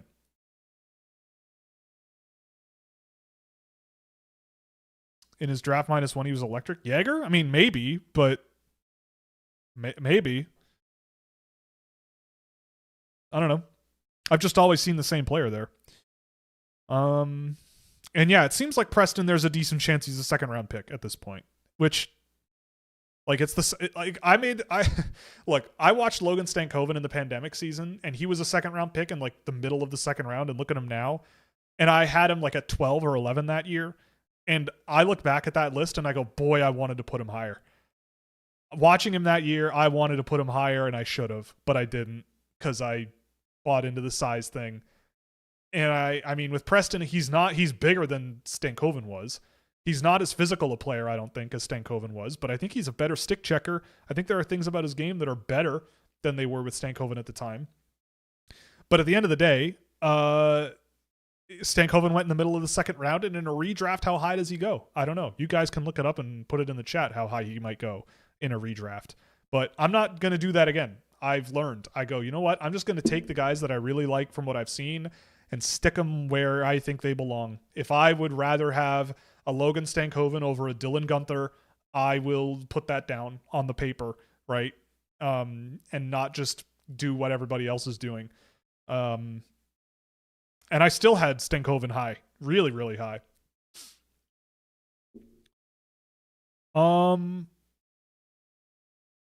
I asked a similar question last time about Hurlburt, but Carroll's is likely to go top 10 and is not in your first round. Is there something about different about how you evaluate defensemen compared to most guys? I mean, I don't think so. Like, I've got a lot of defensemen in my top 15 because I think that, like, I think they just defend better. Like, I think Carson Carroll's, I don't know on a shift by shift basis what his 5-on-5 offensive game is going to be, right? I did not think he belonged on that World Junior team. I don't think he looked like a guy where I was like, wow, this is one of the best players in the world for his age. I did not see that. And you could look at guys like Bjork or Stenberg or even the like guys on the defense group for Sweden this year, like Håkansson. I see, again, like, I think about what the NHL values as defensemen, good defensive players these days. And usually it is really mobile and like really mobile guys who have range and a good stick. And I think Carroll's is okay in that regard. Like, I think Carroll's awareness and positioning on the ice and like physicality is good enough.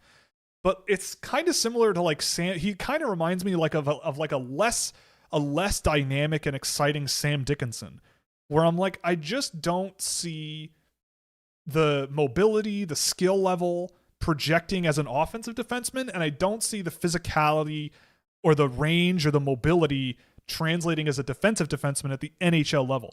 And look, I mean, like, I've seen people, I've had people tell me like, oh, but like he plays so many minutes that he is just taking the foot off the gas pedal to conserve energy, which maybe it's true, but like, then how do you sort that out? Like, you're guessing at that point. You're literally gambling that that's the case, because there are other players like Albert Smits is playing like 20 minutes at even strength in a game in Liga, right? And I think he looks a lot more impressive in a league like that against men than what I've seen of Carroll's against junior age, right? I think the CHL has taken a step back this year. You know, he is a guy who shoots the puck a ton all of the time, and that always sketches me out. I just don't see it. I just don't see it with him, and I think it's another case of like overrating Canadians and underrating Europeans. Like, I just think that happens all of the time, where there's just this natural tendency to look at a natural tendency to look at like the fact that like, oh yeah, they're in our backyard, they're Canadian, they're playing in the CHL, it's the best junior league in the world, and point of game defenseman, and he's on the World Junior team, and yada yada yada. Like, that'll prime you to think he's a certain thing, I think. But when you watch these European defensemen that I think are out there, I mean, I look at a Juho Piparinen and I go, if Carroll's is going to go top 10 and Piparinen goes like 20th, I'd rather just trade back, get Piparinen later, and add Mathis Preston at 30, right? Like, trade down and add more guys. Maybe there's something I'm missing with him, but I've watched him a lot, and I just haven't seen a top 10 defenseman there. And if that's the case, then I don't. And if he is a top 10 defenseman and turns out to be as good as everybody says he is and is a top pair guy, then good for him, but I don't, then I'm not sure how to project defensemen, because I try to think back to other high end defensemen that have worked out over the last few years that I've really done good work on and that play like him. And I can't think of an example. I don't really know. But like, I think back to like the same issues maybe that I had with a Sam Dickinson, but without the excitement and the fun and the offense projectability, right? I don't know. It's tough. And yeah, Chase Reed plays a ton in the Sioux and he looks engaged a lot of the time. And you see what sets him apart. So like, what's the point? Ryan Lynn plays a ton and I still think you can see stuff that separates him. How did Latvia not score on that? My goodness. Wow. Okay.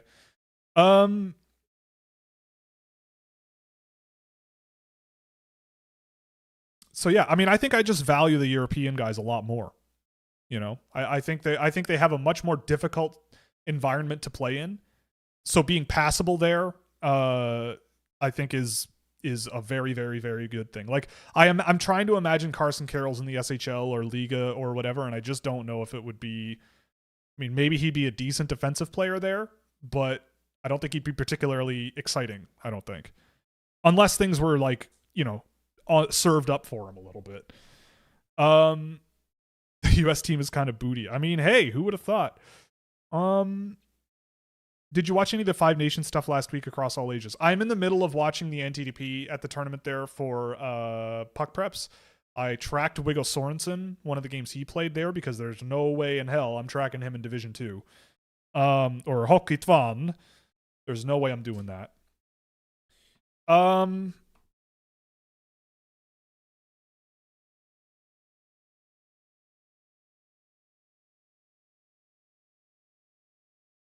But yeah, I mean, I other than that, no. But I'll see more of it over the next couple days. So there's that.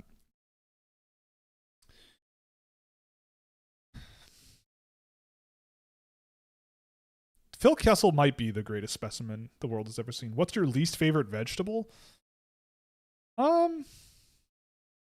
Honestly, I'm pretty pro vegetables. Like, we eat a lot of peppers here. We eat a lot of carrots. I like to make good mirepoix, carrots, celery, onion. I mean, I told the story where I ate a whole onion once. But, I have...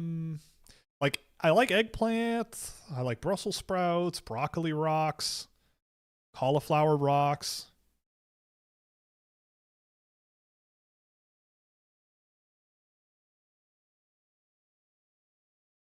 Maybe turnips. No, I like turnips. Turnips if they're pickled.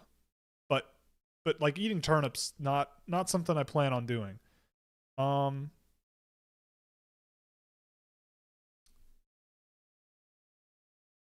Yeah, I don't know. There's not many, because I like vegetables.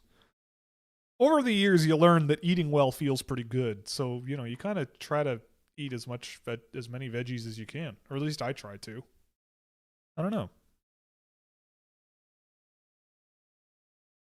And I'm not saying tomatoes, because tomatoes are fruit. So there you go.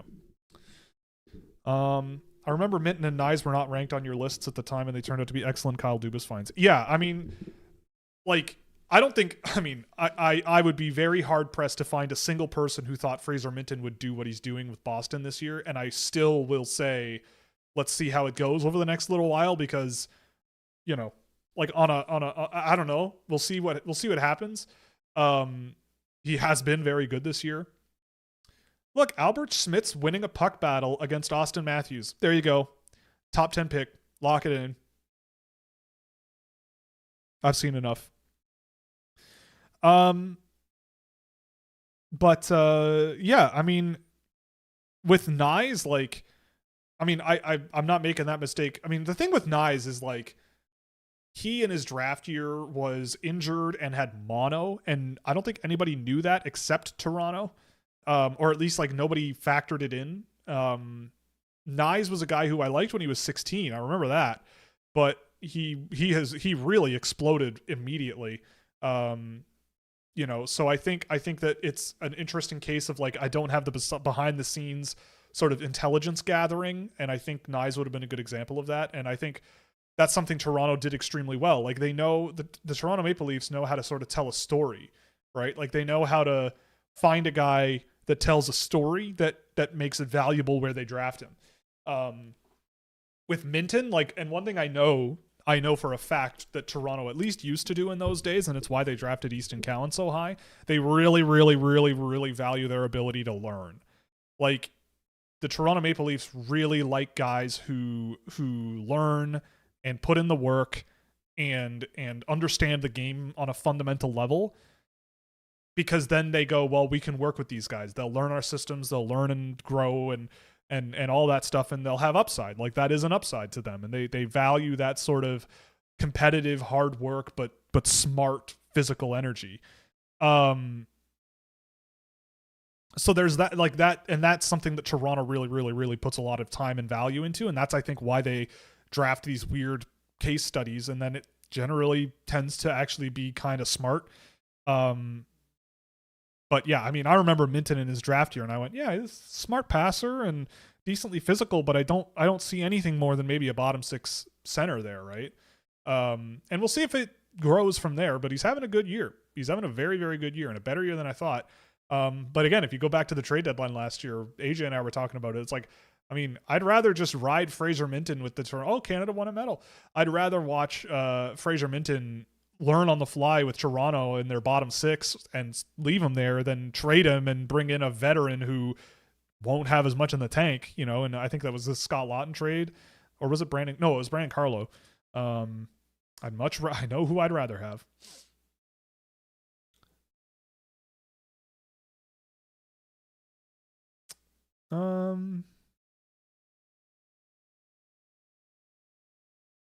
What about IKF? Nah. No. I can't fault him.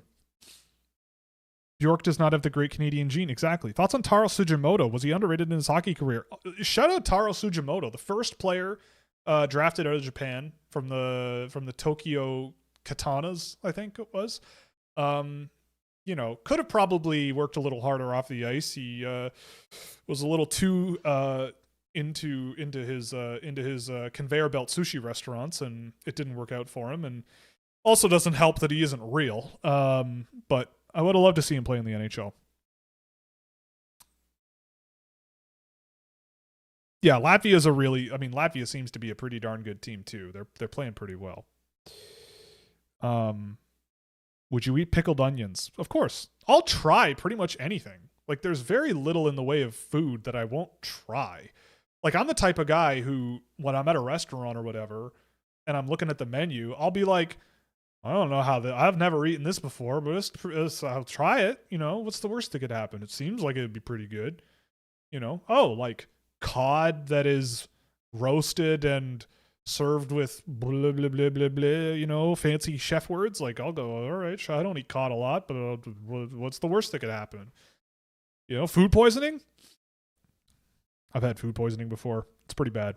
That's probably the worst. Probably the worst that could happen is getting some sort of bacterial infection and dying very quickly. That would be pretty awful, or very slowly. Just dying in general seems pretty bad. But generally, that's not what happens when you eat food. At least not for me. It hasn't happened yet. Yeah, Matthews is a bum. Strip him of the captaincy. Exactly. I've seen enough. Will NHL scouts have seen that one little play where Schmitz beats him?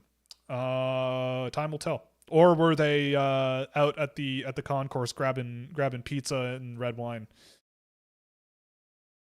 Spaghetti. They're in their spaghetti in the scouts booth right now. They're having their spaghetti, and the tomato sauce flying all over their notebooks, and I can see it now.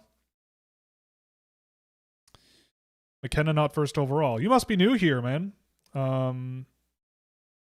Because I have had McKenna there all year, and McKenna. It's a 3-horse race right now. If you look at the rankings, McKenna, it's McKenna, Stenberg, Verhoff, pretty much neck and neck.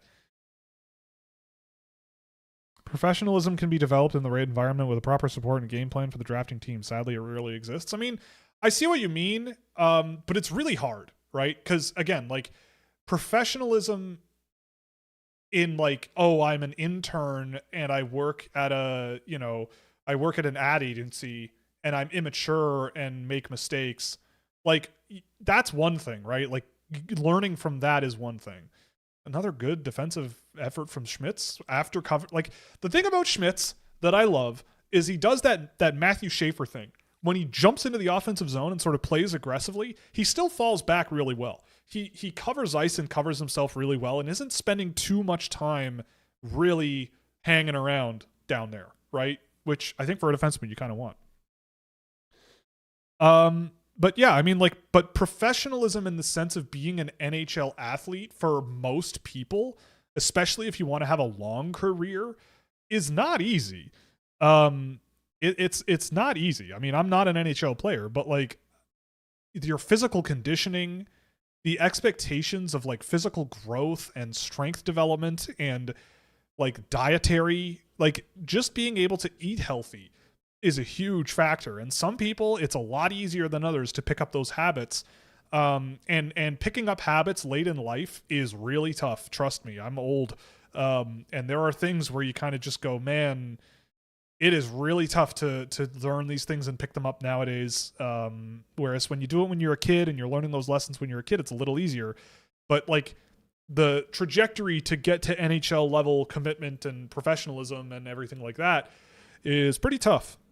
I think, because they ask a lot of you. Being in the NHL is pretty demanding, right? 82 games is a lot of games, plus playoffs. It's insanely physical. You got to be strong. You might get banged up. Playing through little injuries here and there is not easy. Yeah. I like to see more forwards going first in the list. That's how it works. Centers always go first. I mean, yeah, generally you're right. There's just not very many centers this year who are probably worth drafting that high. Like they exist, but I also think about people valuing defensemen a lot. I mean, I think the only thing is that those three guys at the top for me who are wingers are really special players. Like that's kind of what makes the difference for me is they're just really special players. Bjork has been playing center in the SHL and does not look out of place. And then beyond Bjork, I mean, from there for me, it's all defensemen, right? Or no, Lawrence. I also like Lawrence is a center, Bjork is a center, and I think they're both really good at it. But Gustafsson, Schmitz, Villeneuve, Verhoff, Piperinen, and Reed are all defensemen, and they're all really good at it. Suvanto, center. So it's like for me, my ranking is winger, center, defenseman, D, center, defenseman, and then some wingers, and then a center. And so, I see what you mean. You're not wrong, but I think in this year's class specifically, like you can't just stick to like your tenets, right? You can't just go, well, I mean, I think this guy's better than this guy, but he's not a center or a defenseman, so I'm not gonna put them ahead of one another. Like I mean, maybe you could do that. That's up to you. That's your prerogative, whatever. But I don't agree with doing that.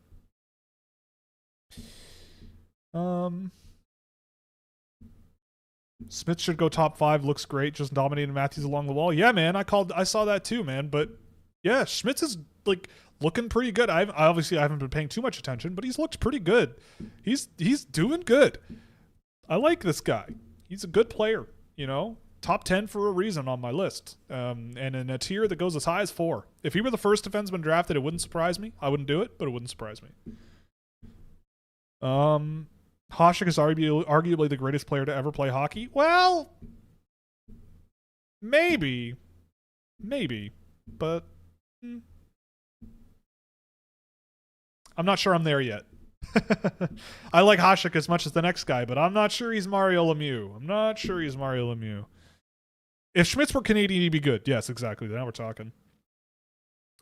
Thoughts on Cooper Soller? I watched him the other day, and I don't know. I like his release. I like his offense. Like, he kind of gave me similar vibes to Ethan Wittenbach a little bit, where it's like, I like his finishing ability. There's some decent skill, but the all-around game, the 5-on-5, two-way energy, the sort of all-around game is just not as developed and far along as other guys in this class.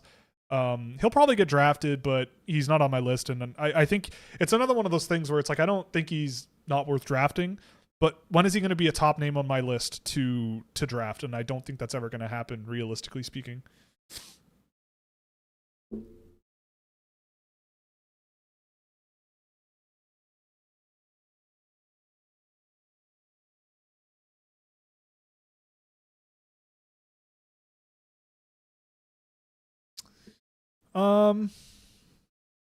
Greatest fictional hockey player of all time?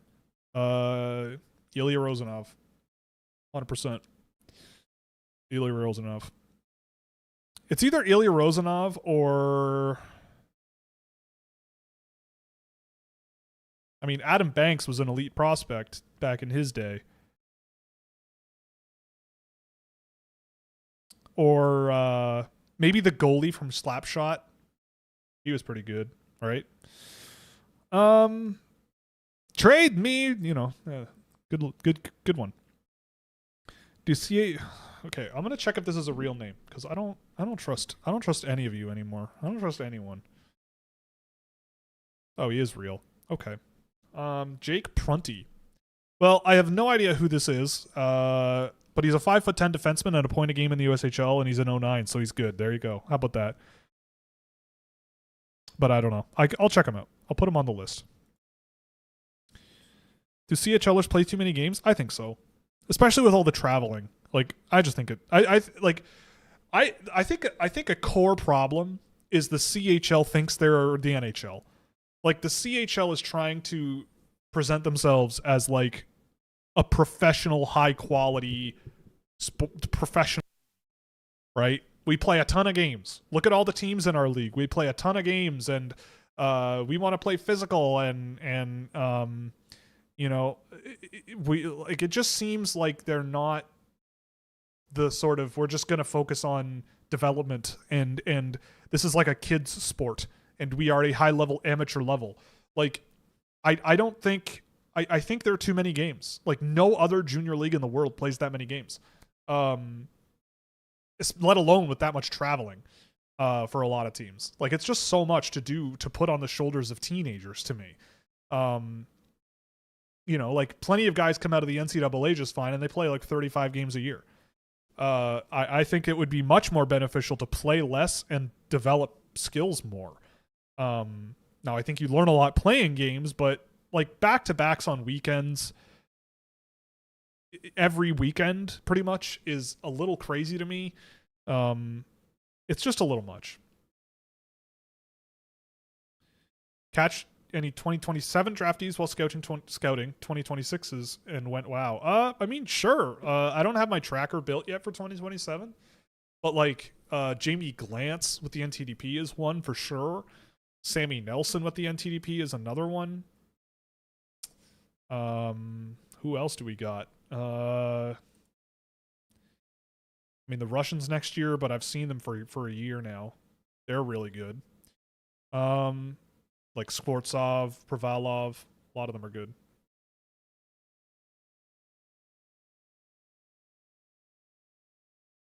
Yeah, like the CHL plays 3 straight nights sometimes, and that's insane to me. That's just craziness. Let me see. Because I'm not super prepared for 2027 right now, so it's hard to answer you on the fly right away, but there's some goalies next year that'll look interesting too. Bosse Meyer, the Swedish kid, he's another really good one. James Scantlebury, he's been impressive. What's his name? Oh my god. I'm curious about Lucas Kashlir, but he's been on the radar since last year. Schaefer Gordon Carroll. There's a lot of interesting ones for next year. Brock Englund. Even Brock Cripps, maybe, if he has another good summer and takes another leap. Like, Brock Cripps could be a really interesting one to watch next year. There's some good ones. It's going to be fun next year. Like, a lot of these players, like Jilkin, Sundstrom, DuPont, Joseph. A lot of good ones. Levi Harper. Fun. I'm ready for it. Nolan Schwander. It's going to be fun. You're telling me there's a Rhett Sather? Please tell me Rhett Sather is related to Glenn Sather. Rhett Sather? No. He's not. Okay. At least not on EP. Have you heard of the NHLer Connor McSidney, Nathan Celebrini? No, I haven't actually. But I'd love for you to send me his Elite Prospects page. Does two-way matter when you can score enough? Well, I mean, yeah. Like, no. Like, it doesn't. It doesn't matter. Because if you, like, it just means, like, how much is scoring enough, right? Like, if you score 120 points, but you're a net negative at 5-on-5s, like, I feel like those types of players are the ones that get shut down in the playoffs a lot of the time. But I don't know. I mean, it just depends, right? Like, who are we talking about? What players are we talking about? Like, a good, like, and also it's like you have to pick a lane. Is it a good defense wins championships? Well, then it does matter, right? If a guy who scores and doesn't play defense, is that, if that's what works, then that axiom is nonsense. It doesn't make sense, right? Because then you don't need great defense if you can just score your way out of problems. But I value a two-way game really, really heavily because I'd rather, like, I think good two-way players surrounded by other good two-way players end up elevating each other's production anyway, right? By virtue of the fact that they're just well-rounded players that drive the game in the right direction more often than not. They'll figure out some kind of way to get the puck to the net and score goals. You would think. So to me, it depends on the player. Like, would I want Nikita Kucherov on my team over name your favorite two-way player here? Absolutely. Sure. Yeah, I'll take him. I just have to build a team around that, knowing that.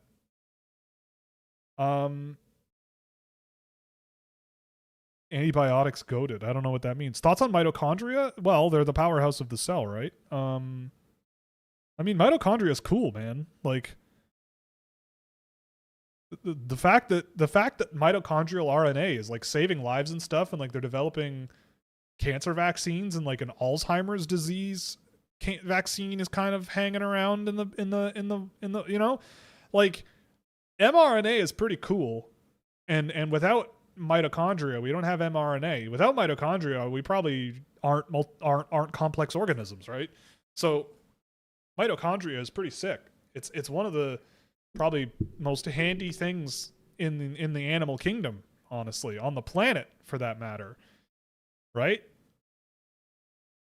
Outside of perhaps solar energy, might be one of the most important things that ever came to be, if you think about it. God, the investors that invested in mitochondria stock 3 billion years ago must have made a killing. It would have been nuts. Well,